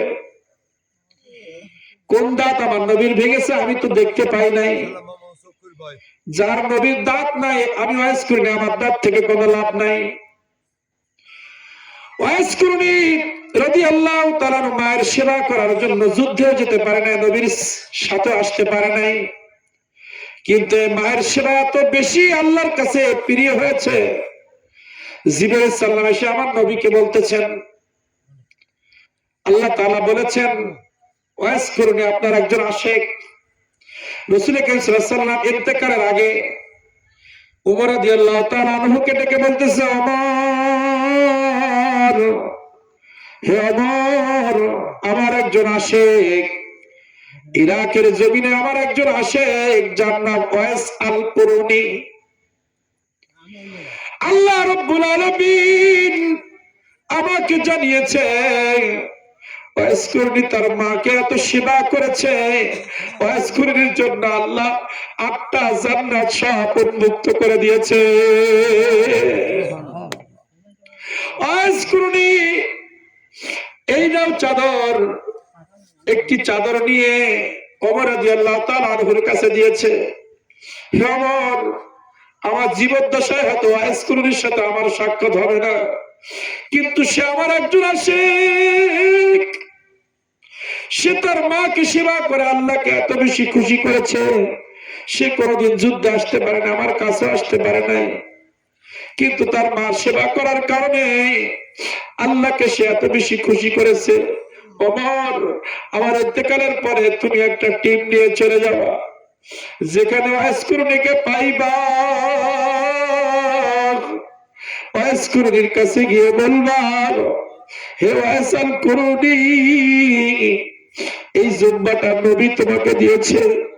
আর ওয়াইস কুরুনিকে বলবা, আমার আল্লাহ বলেছে নবী আপনি ওয়াইস কুরুনির কাছে সংবাদ পাঠান, ওয়াইস আল কুরুনি যেন আপনার উম্মতদের জন্য আমার কাছে দোয়া করে, কারণ ওয়াইস কুরুনি আমাকে এত বেশি খুশি করেছে। ওই ওয়াইস কুরুনি আমার কাছে যা চাইবে আমি তাই দিব। এজন্য নবী ওমর রাদিয়াল্লাহু তাআলা আনহুকে বলে গিয়েছিলেন, ওমর তুমি যখন ফয়সাল কুরুনির কাছে যাইবা, চাদরটা আমার পক্ষ থেকে হাদিয়া দিবা, আর ফয়সাল কুরুনিকে বলবা সে যেন এই আমার উম্মতদের জন্য আল্লাহর কাছে একটু দোয়া করে। কারণ ফয়সাল কুরুনির দোয়ার কারণে আমার অনেক গুনাহগার উম্মতকে আল্লাহ তাআলা মাফ করে দিবে।